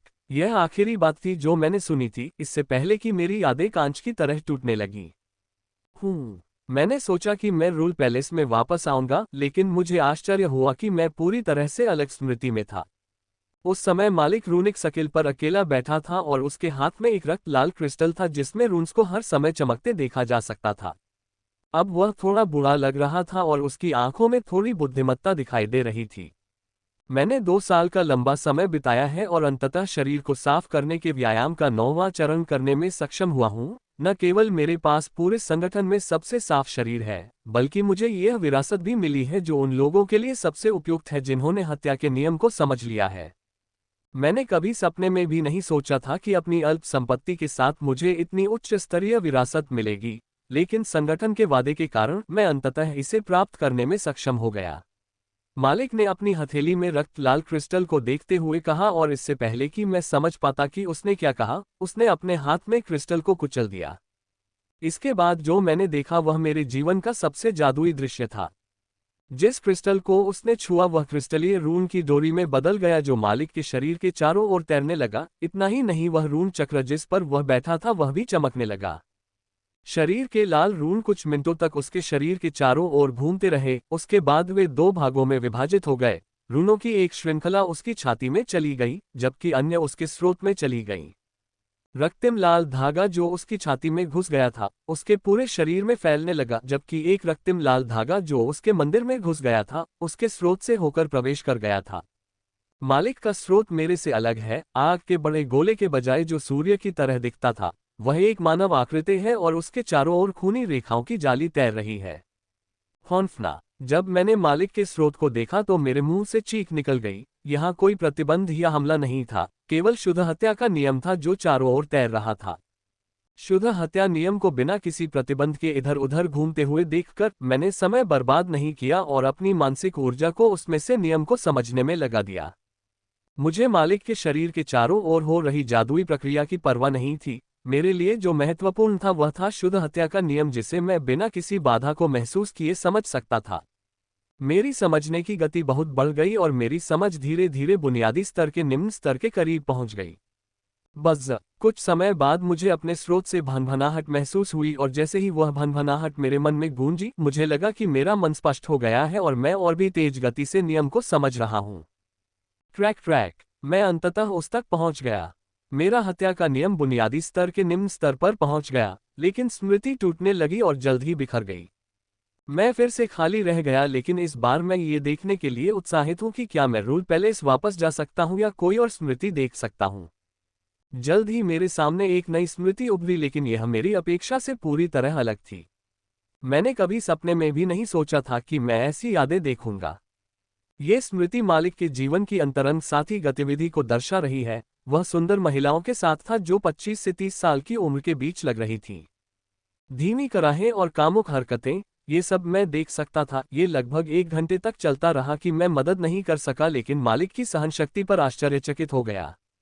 मैं अपने सामने घटित हो रहे दृश्य को नहीं देखना चाहता, क्योंकि यह मेरे निजी क्षण थे और इससे भी बुरी बात यह है कि मैं इसे मालिक की नज़र से देख रहा हूं। Track track! जल्द ही दोनों चरमोत्कर्ष पर पहुंच गए और तभी स्मृति में दरारें पड़ने लगीं, इससे पहले कि वह टूट जाए। मुझे उम्मीद है कि अगर मैं अगली बार यह याद देखूंगा तो यह मालिक के साथ बिताए गए अंतरंग पलों की नहीं होगी। जल्द ही अगली याद मेरी आंखों के सामने आ गई। ये याद बाकी यादों से बहुत पुरानी लगती है क्योंकि मालिक की उम्र 30 के आसपास लग रही थी। यह एक तूफानी रात थी, भारी बारिश मालिक के शरीर पर गिरती देखी जा सकती थी, जबकि मालिक चट्टान पर बैठा था। चौंकाने वाली बात यह है कि मालिक के घर के चारों ओर लाशें बिखरी पड़ी हैं और उन पर लगी चोटों को देखकर ऐसा लग रहा है कि उन सभी को मालिक ने ही तलवार से काटा है। प्रत्येक मृत शरीर पर आघात और अनिच्छा का भाव है, क्योंकि वे किसी चीज से आघातित हैं और मरने के लिए तैयार नहीं हैं। अचानक मालिक ने ऊपर देखा। पहले तो मुझे कुछ नहीं दिखा, लेकिन कुछ समय बाद मुझे कुछ बिंदु दिखाई दिए। कुछ समय बाद वे बिंदु मानव बन गए और ऐसा लगा कि वे मालिक की ओर उड़ रहे हैं। मालिक उन्हें अपनी ओर आते देखकर ज्यादा आश्चर्यचकित नहीं हुआ और धीरे धीरे उड़कर उनसे मिलने चला गया। 20 कुछ लोगों का एक समूह मालिक के सामने रुका, जिसके आगे 60 साल का एक बूढ़ा आदमी खड़ा था। उनमें से प्रत्येक की आभा दूसरों की अपेक्षा अधिक भयावह है, लेकिन सबसे भयावह आभा बूढ़े आदमी की है, उस मध्यम आयु वर्ग के आदमी की आभा, जिसके बारे में मैंने सोचा था कि इस बूढ़े आदमी के सामने घुटने टेकना भी कुछ नहीं है। सिर्फ इसलिए कि मेरे बेटे ने एक छोटी सी गलती की, उसके लिए तुमने मेरे खून पसीने से बनी संस्था को नष्ट कर दिया, बूढ़े व्यक्ति ने कहा। ये कहते समय उसके चेहरे पर अत्यधिक दुख देखा जा सकता था। मालिक ने कुछ नहीं कहा, लेकिन उसके शरीर से भयभीत आभा निकली। उसकी आभा एक बूढ़े आदमी से एक स्तर नीचे थी, लेकिन मालिक के शरीर से निकली पागलपन से भरी किलिंग रूल वास्तव में भयानक थी, जिसे महसूस करते हुए बूढ़े आदमी ने भी अपनी अभिव्यक्ति बदल दी। शीर्ष द्वितीय स्तर का नियम वास्तव में कुछ खास है, एक बूढ़े आदमी ने कहा, और अगले ही पल वह धुंधला होकर मालिक की ओर आया। न केवल वह, बल्कि उसके पीछे खड़े 20 कुछ लोग भी धुंधले हो गए। अगले ही मिनट सब कुछ धुंधला हो गया। मैं एक अलग रंग के धुंधलेपन के अलावा कुछ भी नहीं देख पा रहा था। जब सब कुछ शांत हो गया तो मैंने मालिक के चारों ओर नए शरीर देखे और उन लोगों के चेहरे पर भी वही आश्चर्य और अनिच्छा के भाव थे। धीरे धीरे मालिक उस बूढ़े आदमी की ओर बढ़ा, जो अभी भी कुछ जीवन में था। आपका नियम ग्रैंडमास्टर स्तर तक पहुंच गया था, इसमें कोई आश्चर्य नहीं है कि हम आपके सामने एक मिनट भी नहीं टिक पाए, बूढ़े ने मुंह से खून उगलते हुए कहा। मालिक ने बूढ़े आदमी को कोई जवाब नहीं दिया, बस उसकी ओर चलता रहा। तुम मेरे बेटे को कभी नहीं ढूंढ पाओगे, मैंने उसे इतनी दूर भेज दिया है कि तुम उसे कभी नहीं ढूंढ पाओगे, एक बूढ़े आदमी ने खूनी मुस्कान के साथ कहा। तुम भी ज्यादा दिन जीवित नहीं रहोगे, तुम्हारी हत्या ने विजडम टॉवर को चिंतित कर दिया है। तुम्हारे मरने के बाद उन्होंने तुम्हें मारने के लिए एक टीम पहले ही भेज दी है। मेरा बेटा हमेशा के लिए सुरक्षित रहेगा, हा हा हा, एक बूढ़े आदमी ने कहा और पागलों की तरह हंसने लगा। पच्चा, जब बूढ़ा आदमी हंस रहा था तो मालिक उसके पास आया और अपनी कुल्हाड़ी से एक ही वार में बूढ़े आदमी का सिर काट दिया। ट्रैक ट्रैक, मैं देखना चाहता था कि आगे क्या हुआ, लेकिन मेरी निराशा की यादें टूटने लगीं और शीघ्र ही बिखर गईं। मेरे सामने सब कुछ शून्य हो गया और मैं अगली याद के प्रकट होने की प्रतीक्षा करने लगा, क्योंकि मैं ये जानने के लिए उत्सुक था कि उसके बाद क्या हुआ।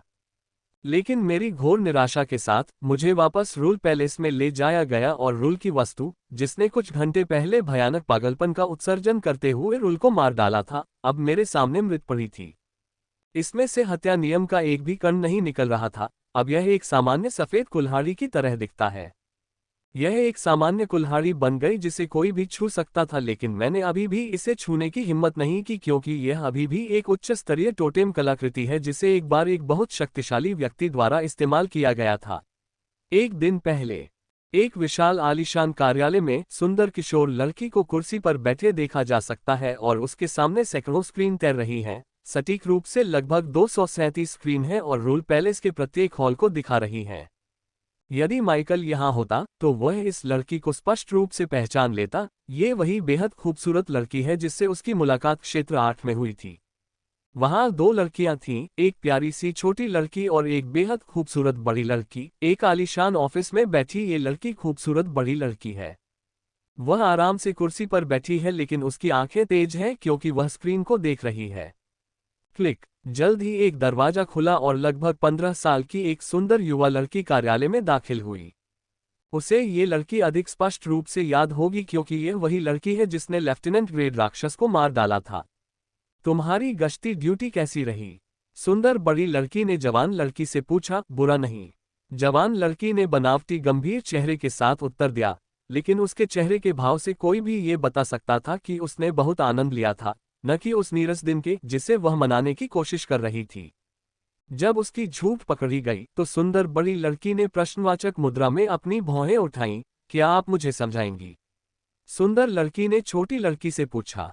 ये प्रश्न सुनकर युवती ने अपने चेहरे पर से गंभीर भाव हटा लिए, क्योंकि वह सब समझ गई थी और खिलखिलाकर मुस्कुराने लगी। उसकी यह मुस्कान इतनी प्यारी है कि खूबसूरत लड़की भी उसके करीब आकर उसकी छोटी बहन के गालों पर चुटकी काटना चाहती है। मैंने जितना सोचा था उससे कहीं ज्यादा मजा आया, एक युवा लड़की ने उत्साह से कहा। मुझे उन लोगों को हराना है जो नियम तोड़ने की हिम्मत करते हैं। वहां बहुत से उपद्रवी क्षेत्र हैं, युवा लड़की ने झल्लाहट से कहा।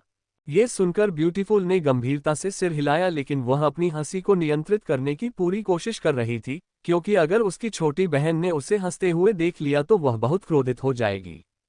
कुछ दिलचस्प बात है, युवा लड़की ने सोफे पर आराम से बैठते हुए स्क्रीन की ओर इशारा करते हुए पूछा। हाँ, वहां कुछ दिलचस्प है, सुंदर और उसके होलोवॉच में कुछ बटन टैपा ने कहा। देखो, सुंदर लड़की ने कहा और एक स्क्रीन को बड़े आकार में बढ़ा दिया। स्क्रीन पर एक बड़ा हॉल है, वैसा ही जिसमें माइकल ने हत्या के नियम को समझने के लिए प्रवेश किया था। केवल अंतर यह है कि संकेंद्रित वृत्तों के केंद्र में कुल्हाड़ी के स्थान पर आग का प्याला है और वृत्त की प्रत्येक परत में लोग बैठे हुए दिखाई दे रहे थे। उस हॉल के विपरीत जहां माइकल ने हत्या का नियम समझ लिया था, जहां वह अकेला उपस्थित था। ऐसा नहीं है कि लोग हॉल में प्रवेश नहीं करते थे, ये देखते हुए कि यह शीर्ष द्वितीय स्तर का नियम है। कई लोग इसमें प्रवेश कर गए थे, लेकिन वे सभी कुछ समय बाद चले गए, क्योंकि उन्हें डर था कि यह पागल हत्या नियम उनके दिमाग को विकृत कर देगा। पहली नज़र में तो युवती को हॉल में कुछ भी दिलचस्प नहीं दिखा, लेकिन कुछ देर बाद उसे कुछ ऐसा दिखा जिसे देखकर वह चौंककर जोर से चिल्ला पड़ी। क्या वह पक्षी पागल है? युवा लड़की चिल्लाई जब उसने हथेली के आकार का पक्षी देखा जो आग के एक प्याले में आग में नहा रहा था। उसकी जगह कोई भी होता तो ये देखकर हैरान रह जाता कि आग का प्याला कोई सामान्य आग का प्याला नहीं है। वह अग्नि का प्याला राजा स्तर का टोटेम कलाकृति है और उन गहरे पीले रंग की लिप्टों में सूर्य अग्नि की पीक मास्टर स्टेज नियम शक्ति समाहित है। हालांकि इसमें नियम शक्ति का केवल एक अंश ही बचा है, जो कि एक युवा लड़की को जलाकर राख कर देने के लिए पर्याप्त है। वह छोटी चिड़िया एक दिन से अधिक समय से सनफायर नियम में नहा रही है और उसने एक दिन में ही बेसिक स्टेज के निम्न स्तर पर सनफायर नियम को समझ लिया है और वह अभी भी बहुत तेज गति से समझ रही है। सुंदर लड़की ने आगे कहा। frey-webnovel_com। ये सुनकर युवती हैरान रह गई। उसकी स्वयं की शासन शक्ति मूल अवस्था के मध्य स्तर पर पहुंच गई थी और मूल अवस्था के उच्च स्तर के बहुत करीब थी।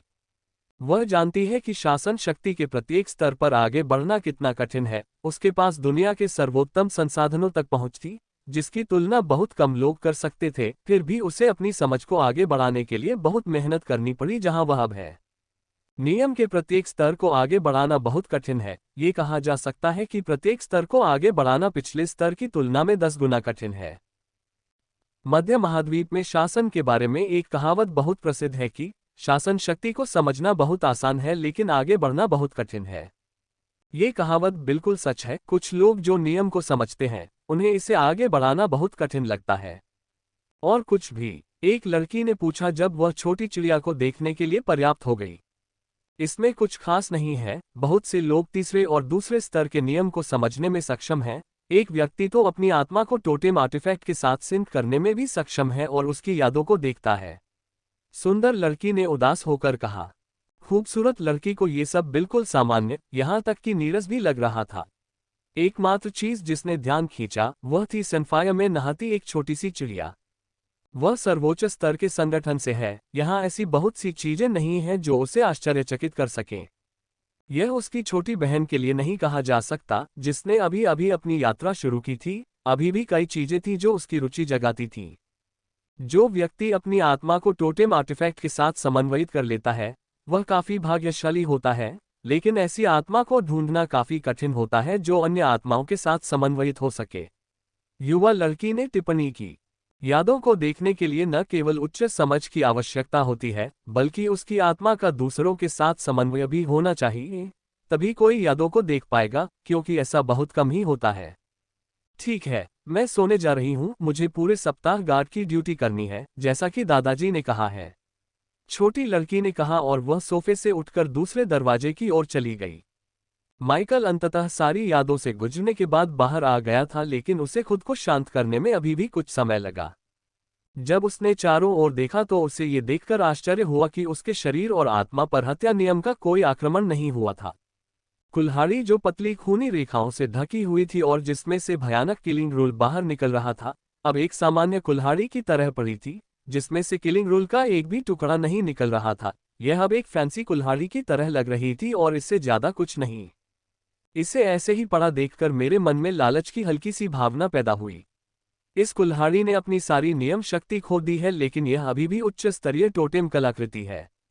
मैं इस विचार से बुरी तरह कांप उठा। कुल्हाड़ी शायद वहीं पड़ी हुई प्रतीत होती है, लेकिन मैं महसूस कर सकता हूं कि उस पर सभी प्रकार के प्रतिबंध लगाए गए हैं और मैंने उसे बलपूर्वक उठाने का प्रयास किया तो मुझे इसकी भारी कीमत चुकानी पड़ेगी। जब मैंने अपनी घड़ी देखी तो मुझे ये देखकर आश्चर्य हुआ कि 3 दिन पूरे होने में 15 मिनट से भी कम समय बचा है। ये देखकर कि इस हॉल में मेरे लिए कुछ भी नहीं बचा है, मैं निकास द्वार की ओर चला गया और शीघ्र ही गलियारे में प्रवेश कर गया। मेरे मुंह से आश्चर्य भरी आवाज निकली जब मैंने पाया कि अनजाने में ही मेरे हाथ में एक क्रिस्टल कार्ड आ गया था और उसकी आभा भी मेरे जैसी ही थी। पहले तो मैं इसे अचानक अपने सामने देखकर आश्चर्यचकित हुआ, लेकिन जल्द ही मुझे याद आ गया कि यह क्या है। ये विजडम टॉवर की प्रवेश परीक्षा के लिए एक प्रकार का हॉल टिकट था, जिसे हर कोई प्राप्त करता था, बशर्ते वे नियम को समझने में सक्षम हो। क्रिस्टल कार्ड मिलना काफी आम बात है, महत्वपूर्ण यह है कि उसे कौन सा नंबर मिला है। हॉन्फना बिना इंतजार किए मैंने जल्दी से अपना मैना इसके अंदर डालना शुरू कर दिया और जल्द ही न्यूमेरिक 2 कार्ड से बाहर आ गया और ये देखकर मैं पहले तो काफी हैरान हुआ और फिर बहुत खुश हुआ। जो कार्ड प्राप्त होता है वो 0 से 5 तक की संख्या प्रक्षेपित कर सकता है। ये संख्याएं व्यक्ति की क्षमता को दर्शाती हैं तथा ये भी बताती हैं कि विजडम टावर में प्रवेश के लिए उसकी परीक्षा कितनी कठिन होगी। 5 का अर्थ है कि व्यक्ति में पश्चिमी क्षमता है और उसे विजडम टावर में प्रवेश पाने के लिए काफी कठिन परीक्षणों का सामना करना पड़ेगा, जबकि 0 वह संभावित क्षमता है जो व्यक्ति को सीधे विजडम टावर का सदस्य बनाती है। जिन लोगों को 5 और 4 नंबर मिले हैं, उनके पास विजडम टावर में जाने की लगभग 0 संभावना है, जबकि जिन लोगों को 3 नंबर मिला है, उनके पास बहुत कम संभावना है। नंबर 2 के रूप में उन्हें इसमें शामिल होने के लिए अपना सर्वश्रेष्ठ देना होगा और नंबर 1 के लिए उन्हें तब तक प्रवेश मिलेगा जब तक वह अच्छी तैयारी नहीं करते।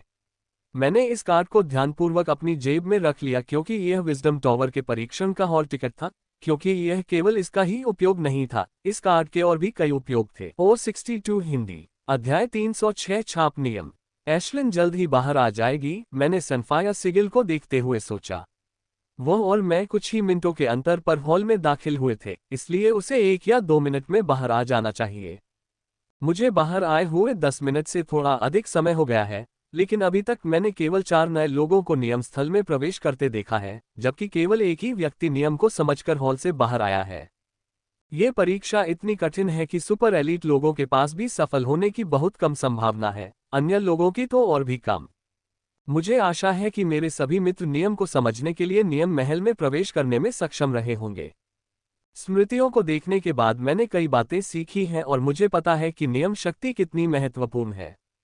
मैं केविन को पहले ही देख चुका हूं, जिसकी मुझे उम्मीद नहीं थी। मुझे उम्मीद है कि एलेन को भी यह खबर मिल गई होगी और उसके संगठन ने भी उसे यहां भेजा होगा। जहां तक जिल और उसके भाई का सवाल है, मुझे यकीन है कि उन्हें ये खबर मिली होगी, क्योंकि वे मेरे साथ ही मिनवा क्षेत्र में प्रवेश कर गए थे।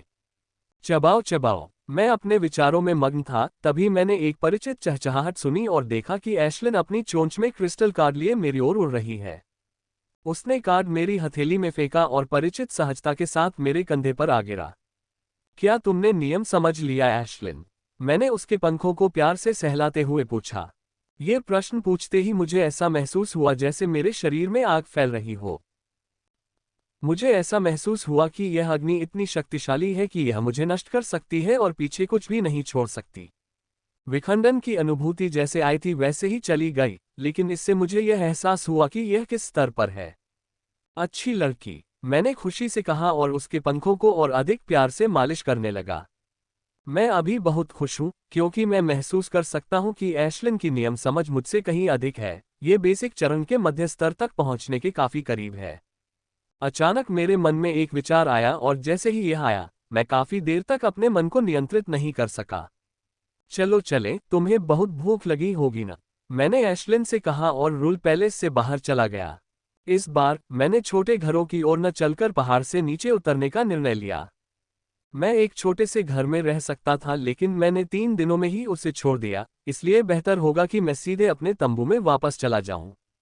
मुझे अपने तंबू तक पहुंचने में 1 घंटे से थोड़ा अधिक समय लगेगा। पहाड़ से उतरते समय कोई दबाव नहीं होता। उतरते समय मैं चारों ओर देखता हूं कि क्या कोई परिचित व्यक्ति दिख सकता है। अब मुझमें दिखावे की तीव्र इच्छा होने लगी है और मैं केवल उन लोगों के सामने ही दिखा सकता हूं जो मुझसे परिचित हैं, लेकिन मेरी किस्मत खराब थी कि मैंने किसी को नहीं देखा।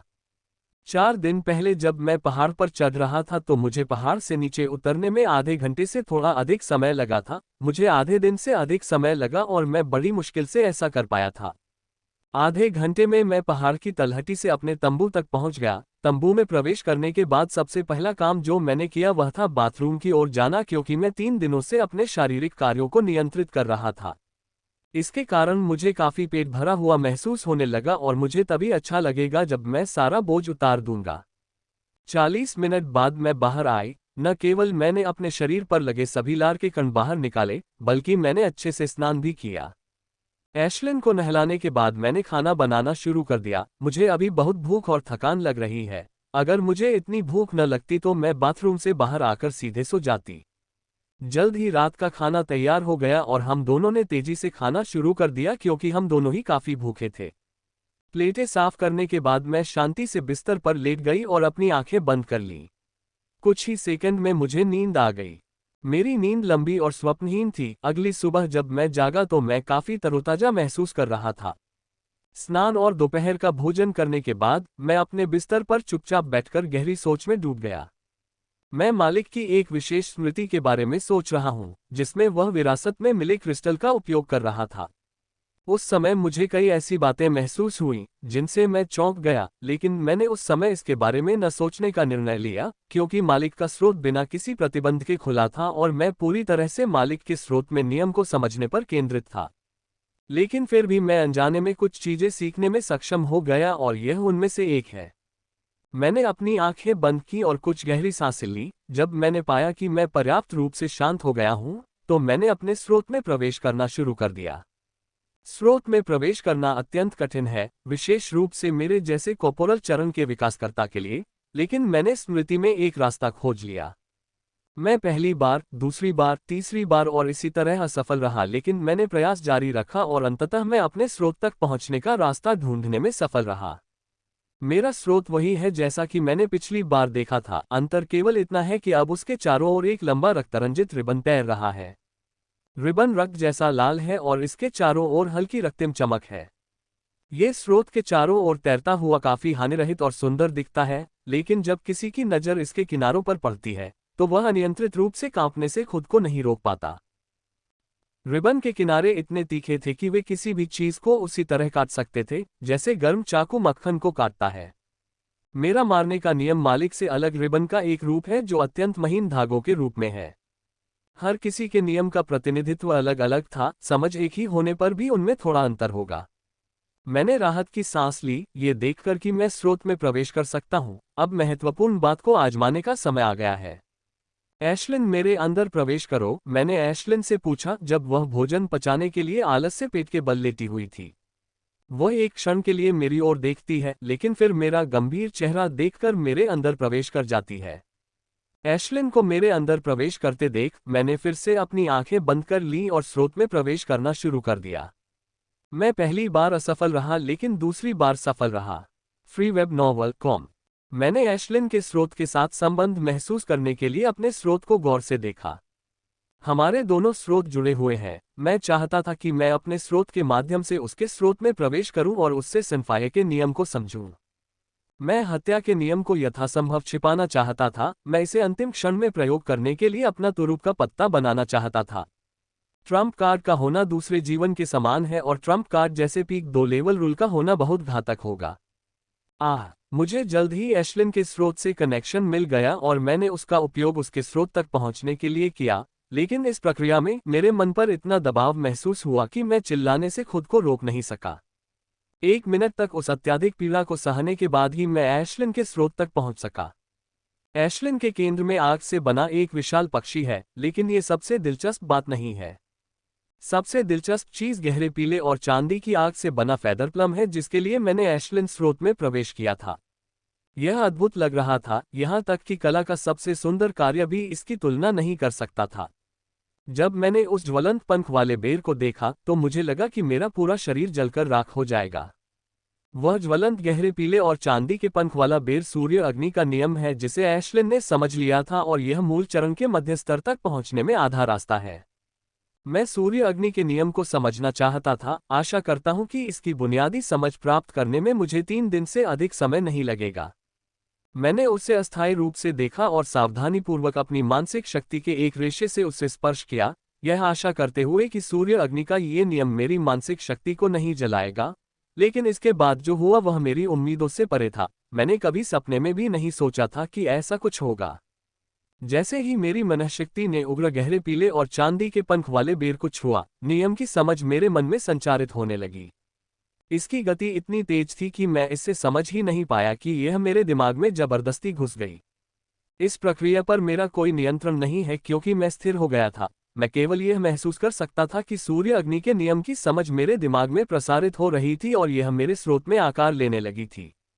मैंने कभी सपने में भी नहीं सोचा था कि ऐसा होगा। मैंने सोचा था कि मैं कुछ ही दिनों में रूल ऑफ सनफायर को धीरे धीरे समझ लूंगा, लेकिन अब जिस गति से मेरे दिमाग में समझ बन रही है, उसे देखते हुए इसमें बमुश्किल कुछ मिनट लगेंगे।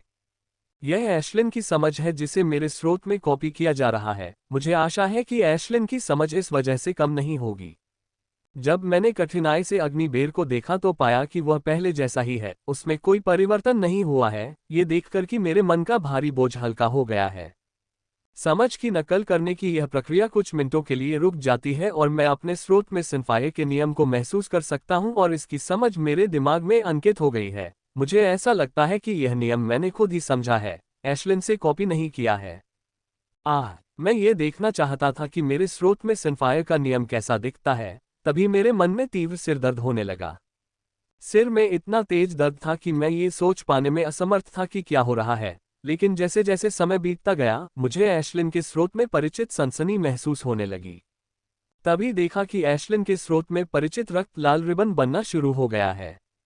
इससे मैं पूरी तरह से स्तब्ध रह गया।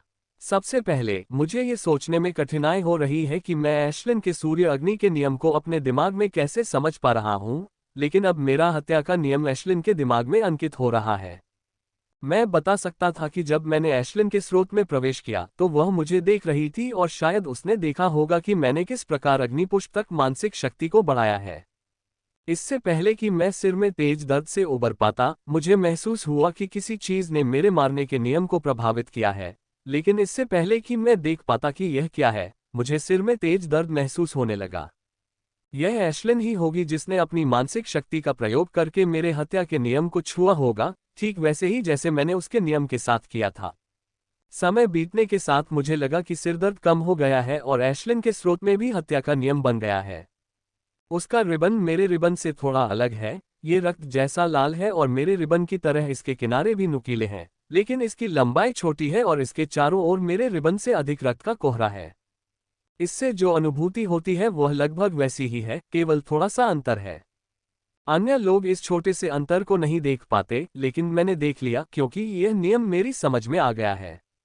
सिरदर्द अंततः बंद हो गया था और मैं सूर्य अग्नि के नए अंकित नियम की जांच करने के लिए अपने स्रोत पर वापस जाने वाला था जब मुझे अचानक बहुत थकान महसूस हुई और तुरंत बेहोश हो गया।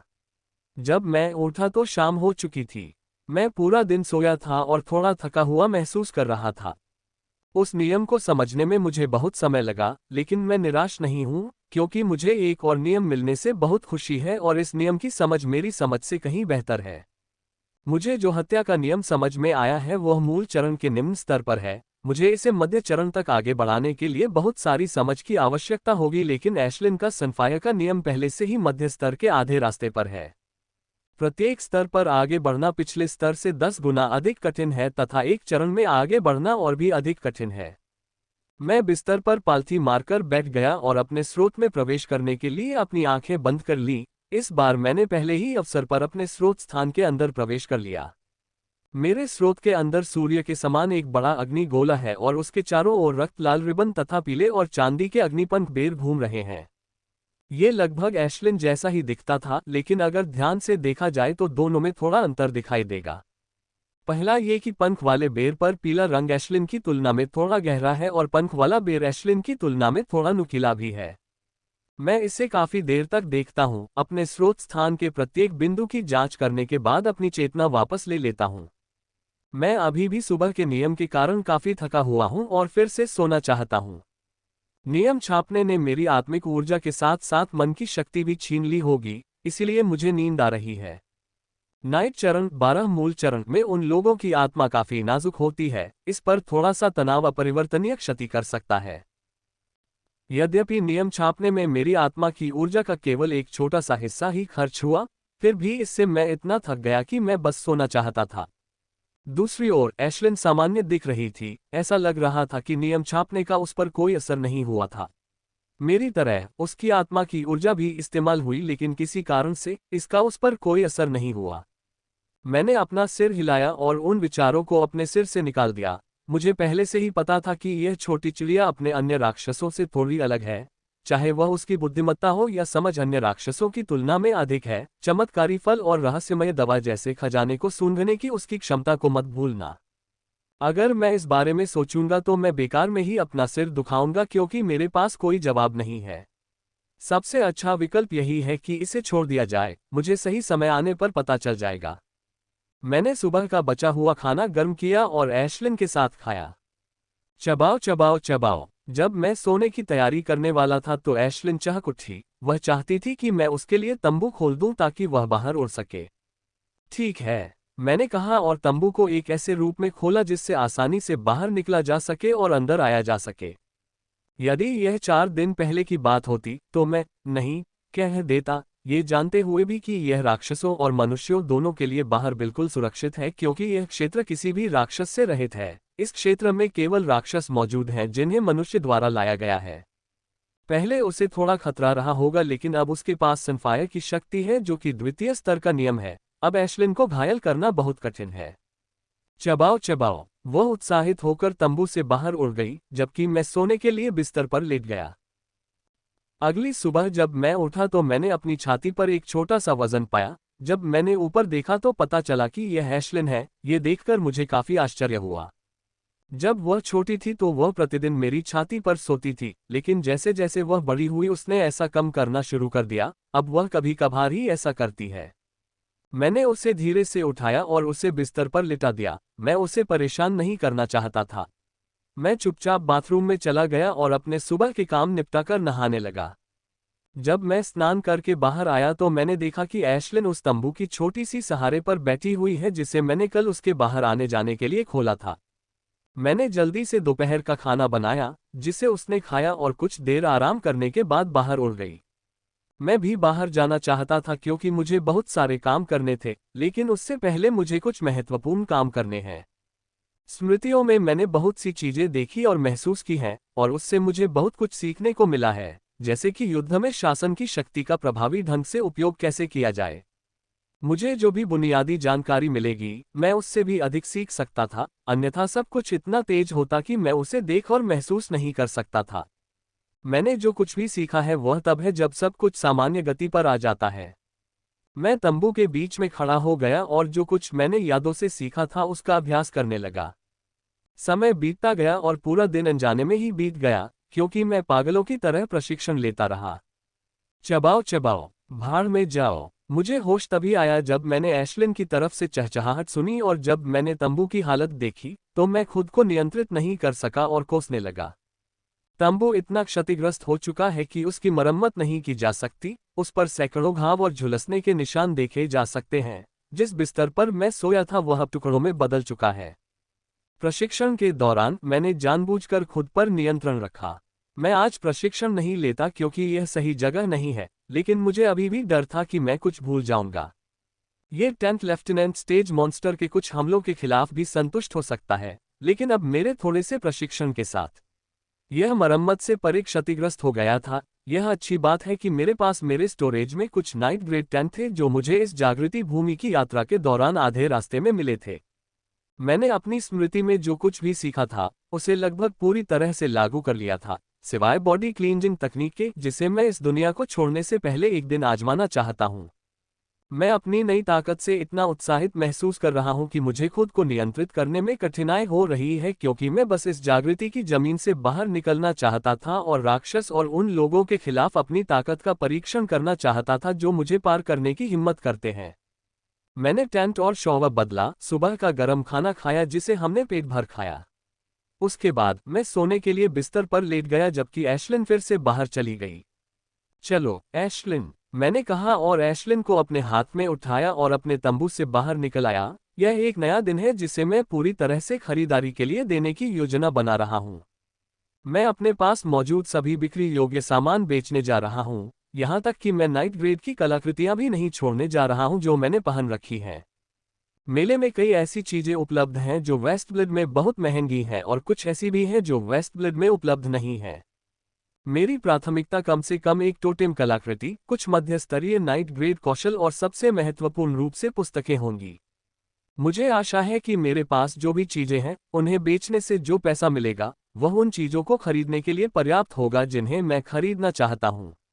मैंने अपना तंबू एशलिन के पास छोड़ दिया, जो कुछ मिनट पहले मेरे हाथ में थी और अब उड़कर मेरे कंधे पर आ गई। जब मैं यहाँ आया था तब की तुलना में अब यहाँ 10 गुना से भी अधिक टेंट हैं और वे सभी रिपब्लिक के हैं। मैं फिलहाल मेले की ओर नहीं जा रहा हूँ, बल्कि नाइजेल और बिली के टेंट की ओर जा रहा हूँ। जब हम परीक्षण कर रहे थे तब उन्होंने मुझे अपने टेंट की दिशा बता दी थी। खाली। जब मैं उस स्थान पर पहुंचा तो वहां 2 टेंट थे जिन पर वही विवरण था जो उन दोनों ने बताया था, लेकिन जब मैंने उन पर दस्तक दी तो मेरे सामने एक स्क्रीन आई जिस पर लिखा था कि यह खाली है। मेले की ओर जाते हुए मैंने सोचा कि या तो वे बाहर हैं या अभी भी परीक्षा दे रहे हैं। जैसे जैसे मैं मेले की ओर बढ़ता गया, मुझे गणतंत्र से आए हुए अधिक से अधिक लोग दिखाई देने लगे। जब मैंने पहली बार इस क्षेत्र में प्रवेश किया था तो मैंने गणतंत्र से आए लोगों को बहुत कम देखा था और अब वे हर जगह हैं, लेकिन हमारी संख्या अभी भी मध्य महाद्वीप से आए लोगों से कम है। जागृति भूमि तक पहुंचने के लिए हमें पूरे 9 क्षेत्रों को पार करना होगा, जो लेफ्टिनेंट स्तर से नीचे के लोगों के लिए नरक के 9 चक्रों से कम नहीं है, लेकिन मध्य महाद्वीप के लोगों के पास सीधा प्रवेश है, इसलिए यह समझा जा सकता है कि उनकी संख्या बहुत अधिक है। यदि हमारे पास भी सीधा प्रवेश होता तो हमारी संख्या भी बहुत अधिक होती। जल्द ही मैं मेले में पहुंच गया और सीधे विजडम टॉवर द्वारा स्थापित विक्रय स्थल की ओर चल पड़ा। वहां एक छोटी सी लाइन लगी हुई है, क्योंकि बहुत से लोग ज्ञान के लिए अपना सामान बेचना चाहते हैं ताकि वे सामान खरीद सकें। जल्द ही मेरा नंबर आ गया और मैंने अपना सारा सामान उतार दिया, यहाँ तक कि मैंने उच्च स्तरीय नाइट ग्रेड स्टोरेज भी निकाल लिया क्योंकि मेरा अधिकांश सामान वहां रखा हुआ था। विजडम टॉवर के सामने वालों ने मेरी बात पर कोई प्रतिक्रिया नहीं दिखाई, लेकिन मैंने अपने आसपास कुछ लोगों की सांस फूलने की आवाज सुनी। ये सुनकर विजडम टॉवर के सामने वालों के चेहरे पर तिरस्कार की नजर आए। मैंने लगभग सब कुछ बेच दिया जो मेरे पास था, मैना क्रिस्टल, कलाकृतियां और अन्य चीजें जो मुझे रास्ते में मिली। मैंने वे कलाकृतियां भी बेच दी जो मैं पहन रहा था और अतिरिक्त भंडारण जो मैं अपने माता पिता को देने वाला था। जल्द ही उन्होंने विजडम क्रेडिट मुझे हस्तांतरित कर दिया और दुकान से बाहर चले गए। मेले में हजारों हजारों दुकानें हैं, सामान बेचने वाले अधिकांश लोग मध्य महाद्वीप से हैं।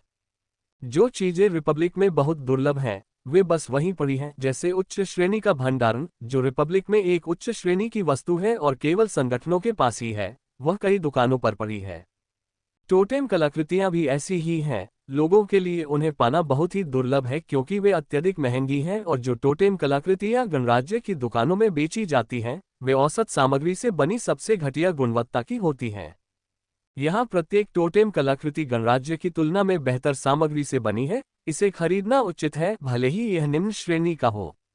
मुझे कुछ भी खरीदने की जल्दी नहीं है, मैं पहले पूरा मेला घूमना चाहता था और कुछ भी खरीदने से पहले उन चीजों की कीमतें जांचना चाहता था जिन्हें मैं खरीदना चाहता हूँ।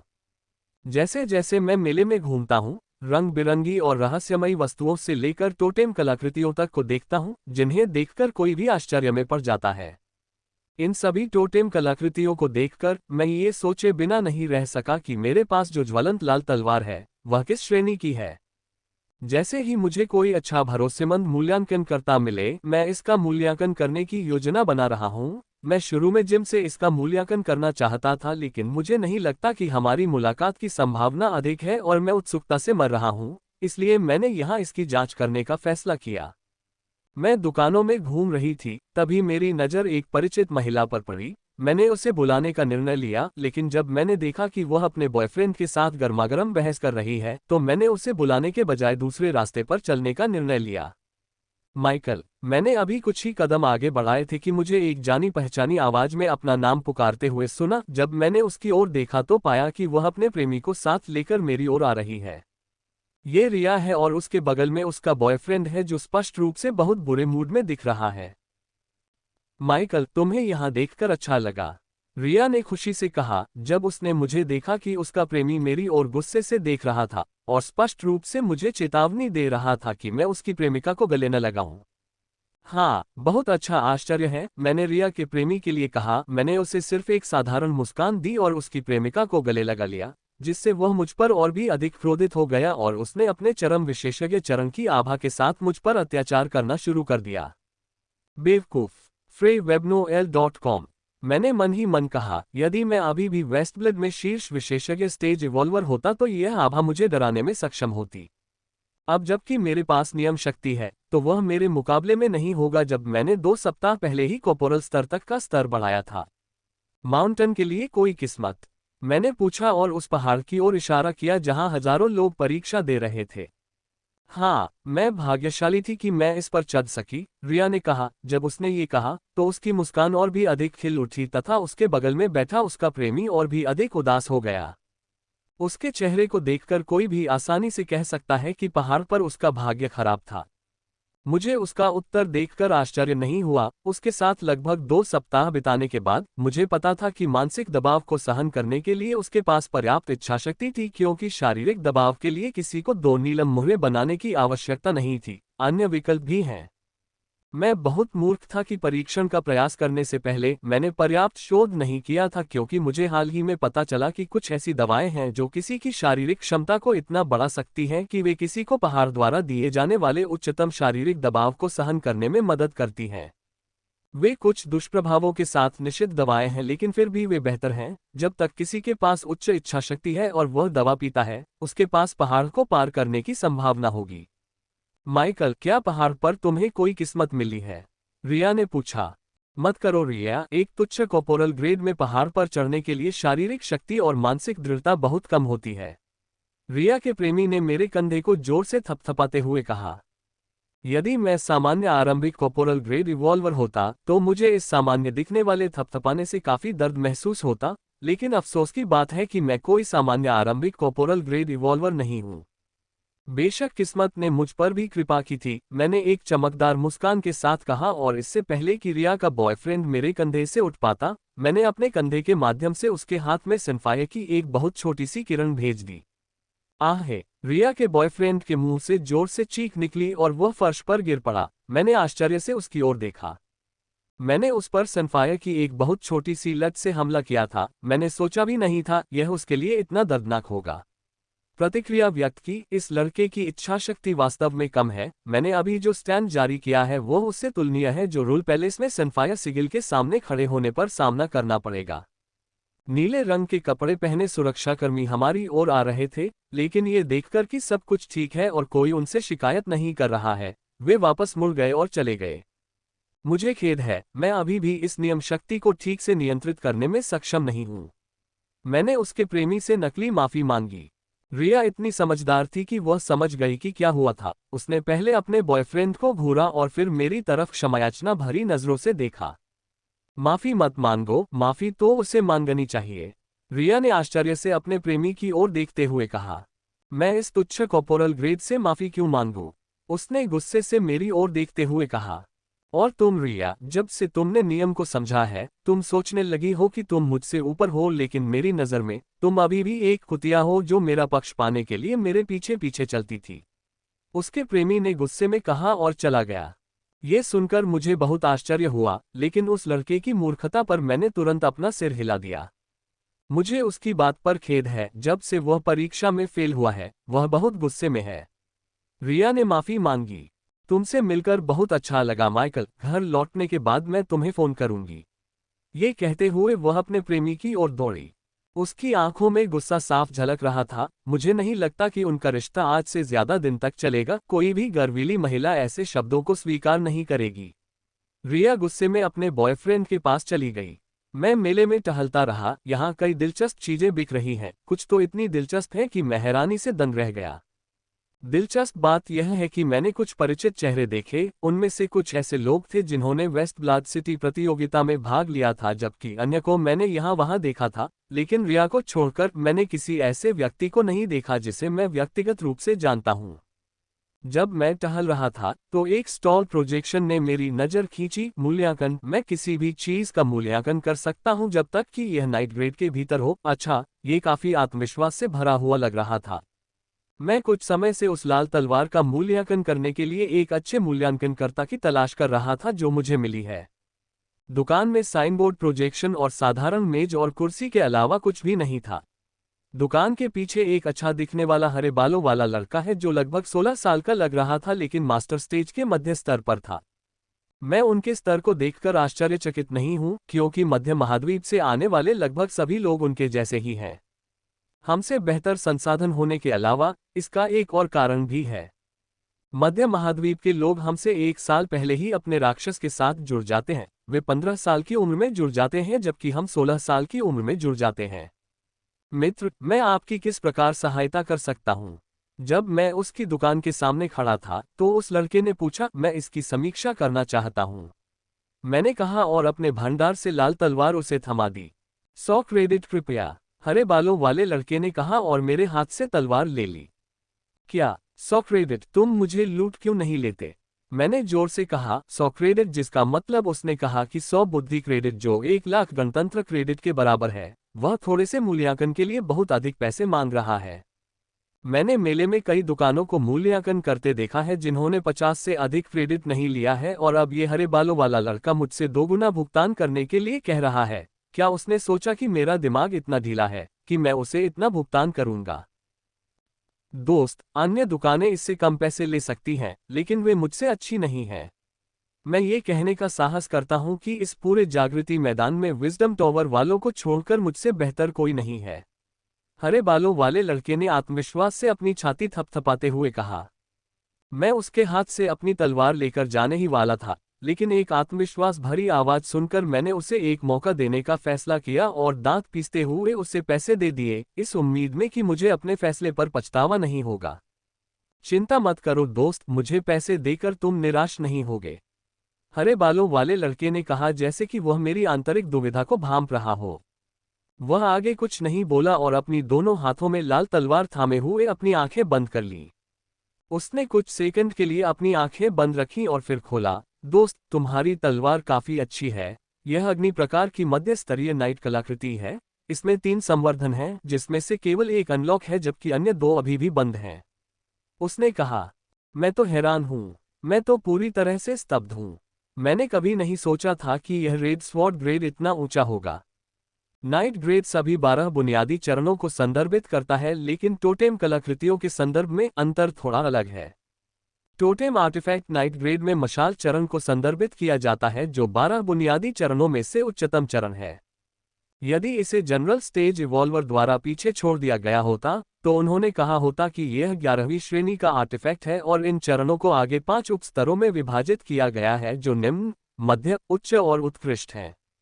इसका मतलब यह है कि यह आर्टिफैक्ट मार्शल ग्रेड इवॉल्वर द्वारा पीछे छोड़ दिया गया है और मध्य स्तर काफी अच्छा है, यहां तक कि निम्न स्तर भी ठीक होता क्योंकि यह नाइट ग्रेड आर्टिफैक्ट है। उन्होंने जिन 3 संवर्धनों का उल्लेख किया है वे हैं आक्रमणकारी बूस्टर, तथा संवर्धन से मेरे आक्रमणों को बढ़ावा मिलेगा। ये बढ़ावा संभवतः अग्नि प्रकार के हमलों के लिए होगा क्योंकि यह तलवार अग्नि प्रकार की सामग्री से बनी है।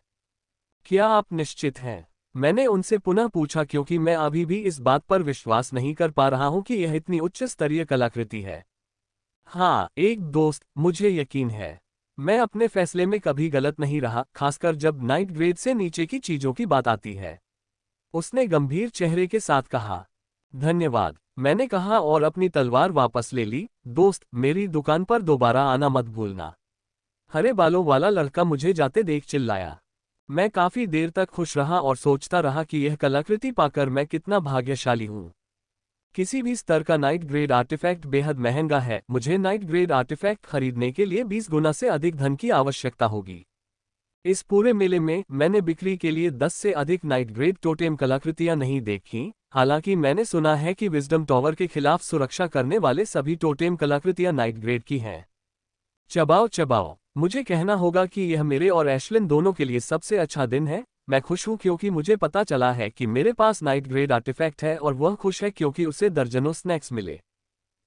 ये स्नैक्स वाकई बहुत स्वादिष्ट होते हैं और इनमें से कुछ तो खून में भी नहीं मिलते और कुछ तो बहुत महंगे होते हैं। विशेष रूप से वह कैंडी जिससे एशलिन को प्यार हो गया। ये नारंगी पीले रंग की कैंडी है जिसे एनेमोड कैंडी के नाम से जाना जाता है। ये बहुत महंगा है। इसकी कीमत 5 बुद्धि क्रेडिट प्रति टुकड़ा है, जो कि सिर्फ एक कैंडी के लिए 5000 रिपब्लिक क्रेडिट है। सिर्फ एशलिन ही नहीं बल्कि कई दूसरे राक्षस भी उस कैंडी के दीवाने हो गए हैं क्योंकि यह कैंडी खासतौर पर राक्षसों के लिए है। मैंने कुछ राक्षसों को अपने साथियों पर हमला करते भी देखा क्योंकि उन्होंने उनके लिए वह कैंडी खरीदने से मना कर दिया था। मैंने पहले भी उसके लिए वह कैंडी खरीदने से मना कर दिया था और वह मेरे कान में इतनी जोर से चिल्लाई कि मुझे हार मानकर उसके लिए वह कैंडी खरीदनी पड़ी। हर बार जब मैं उसके लिए कैंडी खरीदता तो मुझे ऐसा लगता कि मेरे कान जल रहे हैं क्योंकि एशलिन सिर्फ एक कैंडी से संतुष्ट नहीं होती थी। मेले में घूमने के बाद मैं विज्ञापन बोर्ड देखने के लिए मेले के केंद्र की ओर चला गया। यहाँ हजारों स्क्रीन लगी हुई थी जो मेले में बिकने वाली सभी चीजों पर ऑफर दिखा रही थी। यहाँ कोई भी अपना सामान बेच सकता है या विजडम टावर को कुछ छोटा कमीशन देकर खरीद सकता है। मैं पहले ही पूरा मेला घूम चुका हूं और वहां बिकने वाले सभी सामानों के दाम देख चुका हूं, इसलिए अब विज्ञापन बोर्ड पर मैं बिना ठगे हुए सामान आसानी से खरीद सकता हूं। जब मैं विज्ञापन बोर्ड के सामने खड़ा था, मैंने उस टोटेम आर्टिफैक्ट के लिए अपनी आवश्यकता लिखी जिसे मैं खरीदना चाहता था। मैं एक जूता प्रकार का टोटेम कलाकृति खरीदने की योजना बना रहा हूं। मेरी लड़ाई का प्रकार गति और तीव्रता की ओर अधिक है, इसलिए जूता प्रकार के टोटेम कलाकृतियों से मुझे लड़ाई में बहुत मदद मिलेगी। मैंने अपनी आवश्यकता भरते ही एंटर दबाया। अगले ही पल परिणाम सामने आ गया और मैं परिणाम की संख्या देखकर काफी हैरान रह गया। मैंने सोचा था कि मुझे 1000 या अधिकतम 2000 परिणाम मिलेंगे, लेकिन मुझे ये देखकर आश्चर्य हुआ कि मुझे 11000 परिणाम मिले। ये देखते हुए कि मेरे पास सभी खोजों को देखने का समय नहीं था, मैंने अपनी आवश्यकता को यथासंभव सख्त बना दिया। पहले मैंने अपनी आवश्यकता को बढ़ा दिया था ये सोचकर कि मुझे ज्यादा परिणाम नहीं मिलेंगे, लेकिन इतने सारे परिणाम दिखाई देने के बाद अब मुझे अपनी आवश्यकताओं को बढ़ाने की जरूरत नहीं है। जल्द ही अगला परिणाम आया और वे 87 थे। मैंने इन 87 परिणामों को स्कैन करना शुरू कर दिया ताकि मेरे आधार पर सबसे अच्छा टोटेम आर्टिफैक्ट मिल सके। बजट की बाध्यताओं के कारण टोटेम कलाकृति निम्न श्रेणी की है, लेकिन मेरी वर्तमान स्थिति को देखते हुए यह मेरे लिए ठीक है। मैं निम्नतम श्रेणी की टोटेम कलाकृति की भी पूरी शक्ति को सामने लाने में सक्षम नहीं हो पाऊंगा, उच्च श्रेणी की तो बात ही छोड़िए। सभी 87 प्रस्तावों को देखने के बाद मैंने 4 टोटेम कलाकृतियों का चयन किया जो मुझे पसंद है। मैंने सभी टोटेम कलाकृतियों के विवरणों को ध्यान से देखने के बाद आखिरकार अपनी पसंद चुनी। वे रोजाना पहनने वाले साधारण सफेद जूतों की तरह दिखते हैं। ये जूता टोटेम आर्टिफैक्ट प्रकार का है, जो लेफ्टिनेंट ग्रेड का सबसे निचला स्तर है, लेकिन मेरे लिए ये ठीक है। गति वृद्धि देना सामान्य है, कारण मैं इस कलाकृति लाया क्योंकि यह हवा में उच्च स्थिरता प्रदान करता है, इसलिए यह आकाश कूद लेने के लिए एकदम सही है। भुगतान के 5 मिनट बाद मैंने ड्रोन को अपनी ओर आते देखा। जल्द ही ड्रोन मेरे सामने रुक गया और उसके रोबोटिक हाथों ने मुझे वह बॉक्स थमा दिया जिसमें मेरा स्नीकर था और फिर उड़ गया। मैं वास्तव में अपने जूते आजमाना चाहती हूँ, लेकिन मुझे बहुत कुछ खरीदना है। ये देखकर मैं अपने आप पर नियंत्रण रखती हूँ। मेरी कार्यसूची में अगली बात यह है कि मध्य स्तर के कौशल को तभी खरीदा जाएगा जब वे मेरी नज़र में आएंगे, क्योंकि मध्य स्तर को वेस्टब्लड में लाया जा सकता है, इसलिए यदि वे अपेक्षाकृत विशेष होंगे तो मैं उन्हें खरीदूंगा। दूसरी बात यह है कि मेरे वर्तमान चरण में मध्य स्तर के कौशल बहुत अधिक ताकत नहीं दिखा पाएंगे, क्योंकि नाइट ग्रेड कौशल के रूप में उनका उपयोग किसी के द्वारा भी किया जा सकता है। लेकिन वे केवल तभी अपना अधिकतम प्रदर्शन कर सकते हैं जब कुछ निश्चित चरण के इवॉल्वर द्वारा उनका उपयोग किया जाए। यदि कॉर्पोरल चरण या सार्जेंट चरण में मध्य स्तरीय कौशल का उपयोग किया जाता है, तो इसकी शक्ति केवल औसत निम्न स्तरीय नाइट ग्रेड कौशल के बराबर होगी। इसलिए मध्य स्तरीय नाइट ग्रेड कौशल अपनी अधिकतम क्षमता को सामने ला सकता है यदि इसका उपयोग कॉर्पोरल चरण या उससे ऊपर के इवॉल्वर द्वारा किया जाता है। इसमें एक अपवाद है, जैसे मैंने सुना है कि सुपर एलिट जो शिखर सार्जेंट स्तर पर हैं, वे भी अपनी पूरी शक्ति से मध्य स्तर के कौशल का उपयोग कर सकते हैं। मैंने कौशल खरीदने में लगभग 2 घंटे बिताए थे। मैंने 3 मध्य स्तरीय नाइट ग्रेड कौशल खरीदे जो कि शक्ति, गति और आक्रामक प्रकार के कौशल हैं। ये तीनों ही कौशल बहुत अच्छे हैं, अन्यथा मैं इन्हें नहीं खरीदता क्योंकि मैं इन्हें वेस्टब्लिथ से खरीद सकता था। कौशल खरीदने के बाद मैं अपनी अगली खरीदारी की ओर बढ़ने ही वाला था कि मेरे दिमाग में एक विचार आया और मैंने तुरंत उसे खोज लिया। अगले ही पल केवल 533 परिणाम दिखाई दिए। मैंने फिर से उन्हें 7 तक फ़िल्टर किया। 7 का विवरण पढ़ने के बाद मैंने 2 कौशल लाए। दोनों एक जैसे हैं, उनके बीच एकमात्र अंतर यह है कि एक निम्न स्तरीय नाइट ग्रेड कौशल है और दूसरा मध्य स्तरीय नाइट ग्रेड कौशल है।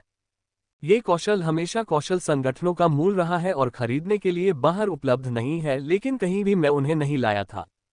कई लोगों को तब ईर्ष्या होती थी जब संगठनों के लोग इस कौशल का उपयोग करते थे, लेकिन अब उन्हें ईर्ष्या नहीं करनी पड़ेगी क्योंकि मुझे यकीन है कि गणतंत्र के कई लोग पहले ही इन कौशलों को यहाँ ला चुके हैं। कलाकृतियों और कौशल के साथ मैंने अपनी सारी चीजें बेचने से प्राप्त धन का आधा हिस्सा खर्च कर दिया है। अब केवल किताबें ही बची हैं जिन पर मैं अपने शेष क्रेडिट खर्च करने की योजना बना रहा हूं। अब खरीदने के लिए केवल पुस्तकें ही बची हैं। मैं रून्स, टोटेम आर्टिफैक्ट, नियम और अन्य विषयों पर पुस्तकें खरीदना चाहता हूं। मैं अपने पिता के लिए भी कुछ पुस्तकें खरीदना चाहता हूं, क्योंकि उनके पास संदर्भ के रूप में उच्च स्तरीय जानकारी नहीं होने के कारण वे अपना शोध ठीक से नहीं कर पाए थे। मैं बस आशा करता हूं कि उन्होंने कुछ सूचनाओं पर प्रतिबंध नहीं लगाए होंगे। गणतंत्र में कुछ सूचनाओं पर प्रतिबंध होते हैं। कोई व्यक्ति ऐसी सूचनाओं तक तभी पहुंच सकता है जब वह एक निश्चित स्तर पर पहुंच जाता है।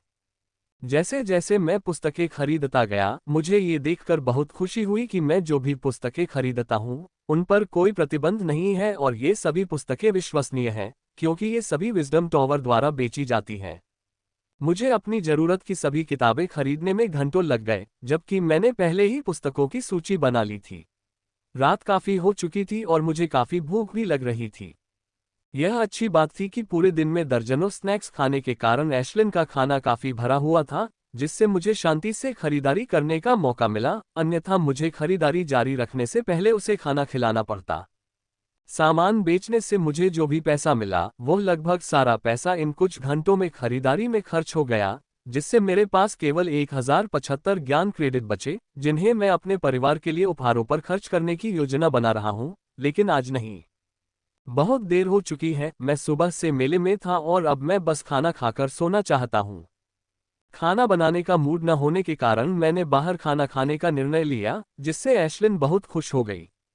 मेरा खाना पकाना अच्छा है, लेकिन यहाँ कई पेशेवर लोग हैं जो मुझसे कहीं बेहतर हैं। इसके अलावा उन्होंने मध्य महाद्वीप से सामग्री और मांस मंगाया है जो हमारे देश की तुलना में 10 या 100 गुना बेहतर है। चबाओ चबाओ। जब हम खाने के लिए एक अच्छे स्टॉल की तलाश कर रहे थे, तो एशलिन ने चहकते हुए अपने पंखों से मुझे उस स्टॉल की ओर इशारा किया। ये देखकर कि एशलिन भोजन के मामले में कभी गलत नहीं होती, मैंने उस दिशा की ओर चलना शुरू कर दिया जिसका उसने संकेत किया था। जल्द ही हम स्टॉल पर पहुंचे। वह खचाखच भरा हुआ था और वहां लंबी लाइन भी लगी हुई थी। पहले तो मुझे इसकी लोकप्रियता का कारण समझ में नहीं आया, क्योंकि यह मेले में किसी भी अन्य सामान्य स्टॉल की तरह ही था, लेकिन जब मैंने एक सुंदर लड़की को खाना बनाते हुए देखा तो मुझे सब समझ में आ गया और मैं काफी हैरान हो गया। ऐसा इसलिए है क्योंकि लड़की नियम शक्ति के साथ खाना बना रही है। मैं खाना पकाने के लिए जिस आग का उपयोग कर रही है उसमें अग्नि नियम की शक्ति महसूस कर सकती हूँ। मैं ये देखकर काफी हैरान हूँ। नियम की शक्ति को नियंत्रित करना काफी कठिन है, यहाँ तक कि यादों की मदद से भी मुझे नियम को उसी सटीकता के साथ नियंत्रित करने में महीनों या वर्षों का समय लग जाएगा। यह असंभव है कि वह कुछ दिन पहले नियम को समझ पाती, भले ही उसने मेरी तरह टोटेम आर्टिफैक्ट के माध्यम से स्मृतियों को देखा हो और अत्यधिक प्रतिभाशाली हो। उसे इस तरह का नियंत्रण पाने के लिए कम से कम 1 महीने की आवश्यकता होगी। कुछ समय बाद मुझे लाइन में सुनी गई फुसफुसाहटों से उसकी अग्नि महारत का कारण पता चला।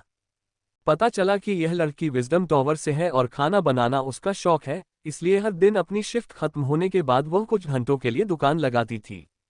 खैर, इससे बहुत कुछ स्पष्ट हो जाता है, केवल विजडम टॉवर के लोग ही अपनी छोटी उम्र के बावजूद नियम शक्ति पर इतनी महारत हासिल कर सकते थे। 1 घंटे से अधिक समय तक लाइन में रहने के बाद ही मेरा नंबर आया। जैसे ही मैं टेबल पर बैठा, मैंने जल्दी से एशलिन के लिए ऑर्डर कर दिया। मेले में अन्य स्टॉलों की तुलना में यहाँ का खाना थोड़ा महंगा है, लेकिन फिर भी मैं एक बार इसे आजमाना चाहता हूँ ताकि देख सकूं कि सत्ता की मदद से बनाया गया भोजन कैसा स्वाद देता है। जल्द ही 2 भाप से भरी गर्म प्लेटें मेरे और एशलिन के सामने आ गईं। मैंने एक पल का भी इंतजार नहीं किया और खाना शुरू कर दिया। मैंने पहला निवाला लेते ही खुद को रोक नहीं पाया। ये बहुत ही स्वादिष्ट है।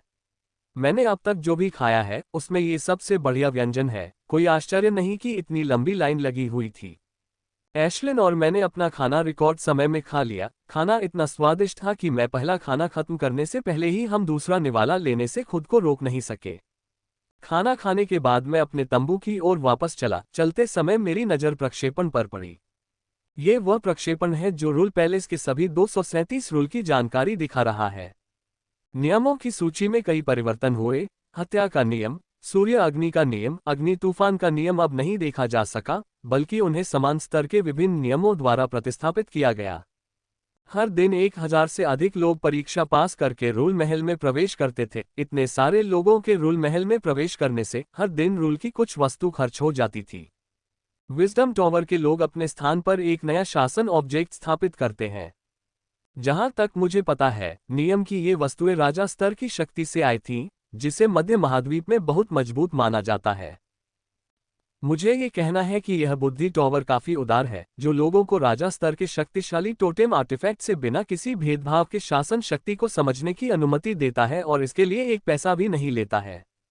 जल्द ही मैं अपने तंबू में पहुंच गया और सो गया। 5 मिनट बाद मैं गहरी नींद में था। दिन बीतते गए और मेरे जाने का समय निकट आ गया। मैं कल सुबह निकल जाऊंगा क्योंकि 6 दिन बाद मिनवा क्षेत्र बंद हो जाएगा। जागृति ग्राउंड से जुड़ने के बाद मिनवा दायरे की शक्ति सीमा लेफ्टिनेंट स्तर तक बढ़ गई थी, लेकिन इससे कोई बदलाव नहीं आया जिसके लिए ये खुला रहता है। गणतंत्र से लोग कुछ दिन पहले ही निकलना शुरू हो गए थे। मजेदार बात यह है कि गणतंत्र के कुछ लोग इस जागृत भूमि से मध्य महाद्वीप के लिए प्रस्थान करना चाहते थे, क्योंकि उन्होंने देखा कि मध्य महाद्वीप कितना शक्तिशाली है। वे आसानी से उन ऊंचाइयों तक पहुंच सकते थे जिनके बारे में वे हमारे महाद्वीप में सपने में भी नहीं सोच सकते थे, लेकिन दुख की बात है कि उनकी सारी उम्मीदें कुचल दी गईं। विजडम टॉवर के लोगों ने घोषणा की थी कि सेंट्रल कॉन्टिनेंट का प्रवेश द्वार केवल सेंट्रल कॉन्टिनेंट के लोगों के लिए उपलब्ध है तथा अन्य लोगों को इसका उपयोग करने की अनुमति नहीं है। इन कुछ दिनों में मैंने अपना सारा विजडम क्रेडिट खर्च कर दिया। अब मेरा खाता 0 शेष पर है, इसमें एक भी विजडम क्रेडिट नहीं बचा है। मैं नाइजेल और बिली के तंबू के पास कई बार गया था, लेकिन वे हमेशा की तरह खाली थे और कल वे दोनों तंबू गायब हो गए थे। इसका मतलब केवल यही है कि वे इस जागृति भूमि को छोड़कर चले गए थे। यह क्षेत्र मेरे जीवन में एक महत्वपूर्ण मोड़ बन गया था। मेरी ताकत इतनी बढ़ गई थी कि मुझे भी यकीन नहीं है कि मैं अभी कितना मजबूत हूँ। मेरे लिए अब केवल एक ही काम बचा है, वह है बॉडी क्लींजिंग तकनीक को आजमाना। मुझे 16 में से केवल 4 ही मूव्स याद हैं, जो मेरे बस से बाहर हैं। मैं कमरे के बीच में खड़ा हो गया और कुछ सांसें लेकर खुद को इस तकनीक के लिए तैयार किया। शरीर शुद्धिकरण तकनीक के प्रत्येक चरण में 120 आसन हैं। यदि कोई उन्हें अलग अलग देखता है तो वे बहुत सरल लगते हैं, लेकिन जब कोई उन्हें करता है तो वे बहुत रहस्यमय लगते हैं। मुझे उम्मीद है कि मैं कम से कम एक कदम तो उठाऊंगा, लेकिन जैसा कि मैंने अपनी यादों में देखा है, मुझे लगता है कि यह काफी कठिन होगा।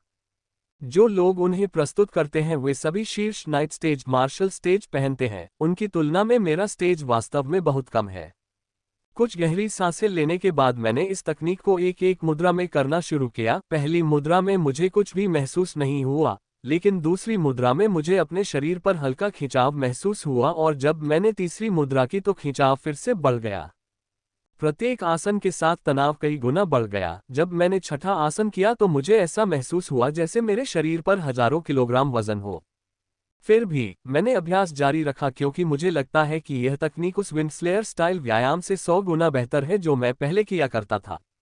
9वें आसन में मुझे वैसा ही अत्यधिक तनाव महसूस हुआ जैसा मैंने तब महसूस किया था जब विंड ब्लेड शैली के व्यायाम के कारण मेरे शरीर पर सबसे अधिक तनाव पड़ा था। जब मैंने अपने शरीर को कोशिका स्तर पर देखा तो पाया कि मेरा पूरा शरीर विभिन्न प्रकार की ऊर्जाओं से भरा हुआ है। इसमें से लगभग 80% ऊर्जा बेरसेक जैसी प्रतीत हुई, लेकिन शेष 20% एक अलग प्रकार की ऊर्जा प्रतीत हुई जो मैंने पहले कभी नहीं देखी थी। मैं ये देखकर बहुत हैरान हूँ, मेरे शरीर में कोई अलग प्रकार की ऊर्जा नहीं बल्कि बेरसेक ऊर्जा है। मैंने सोचा था कि जब मैंने विंड ब्लेड शैली का व्यायाम किया था तो मैंने शरीर में मौजूद सभी बरसेक ऊर्जा को एक साथ मिला दिया था, लेकिन अब ऐसा लग रहा था कि यह विलय सही नहीं था क्योंकि बरसेक ऊर्जा की बहुत अधिक मात्रा अभी भी मेरे शरीर में थी।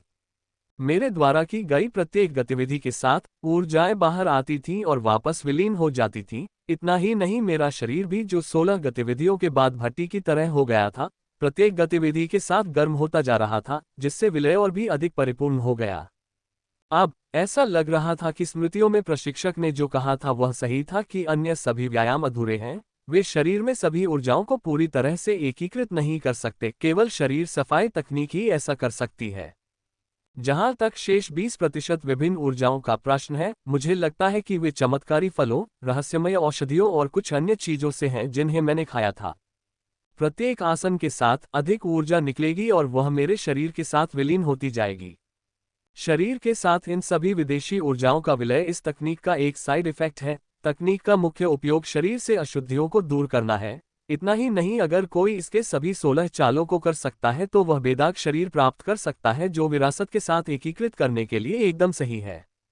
इसलिए मुझे इस तकनीक का प्रयोग जारी रखना होगा। मैं जितना ऊपर जाऊंगा, मेरा शरीर उतना ही मजबूत और स्वच्छ होता जाएगा।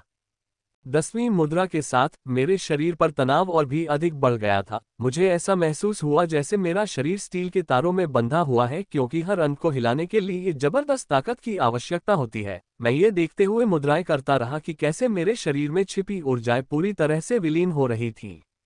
मैं लगातार अभ्यास करता रहा और अंततः 11वें आसन पर पहुंच गया और मुझे लगा कि मैंने सचमुच अपनी सीमा पार कर ली है, क्योंकि मेरे शरीर का एक भी अंग हिलाना मुश्किल हो गया था। लेकिन मैंने 12वें आसन को करने के लिए अपने शरीर को हिलाना जारी रखा, क्योंकि मैं जानता था कि वहां पहुंचने के बाद मुझे थोड़ा लाभ मिलेगा। धप अपार शक्ति महसूस करने के बावजूद मैं अंततः 12वां आसन करने में समर्थ हो गया और जैसे ही मैंने ऐसा किया, मैं जोर से फर्श पर गिर पड़ा, क्योंकि मेरा शरीर अब इसे सहन करने में सक्षम नहीं था। लेकिन इससे पहले कि मैं अपने शरीर से दुर्गंध महसूस करता, मैंने ऐसा किया। उन चारों गंधों को सूंघते ही मेरे चेहरे पर एक हल्की सी मुस्कान उभर आई।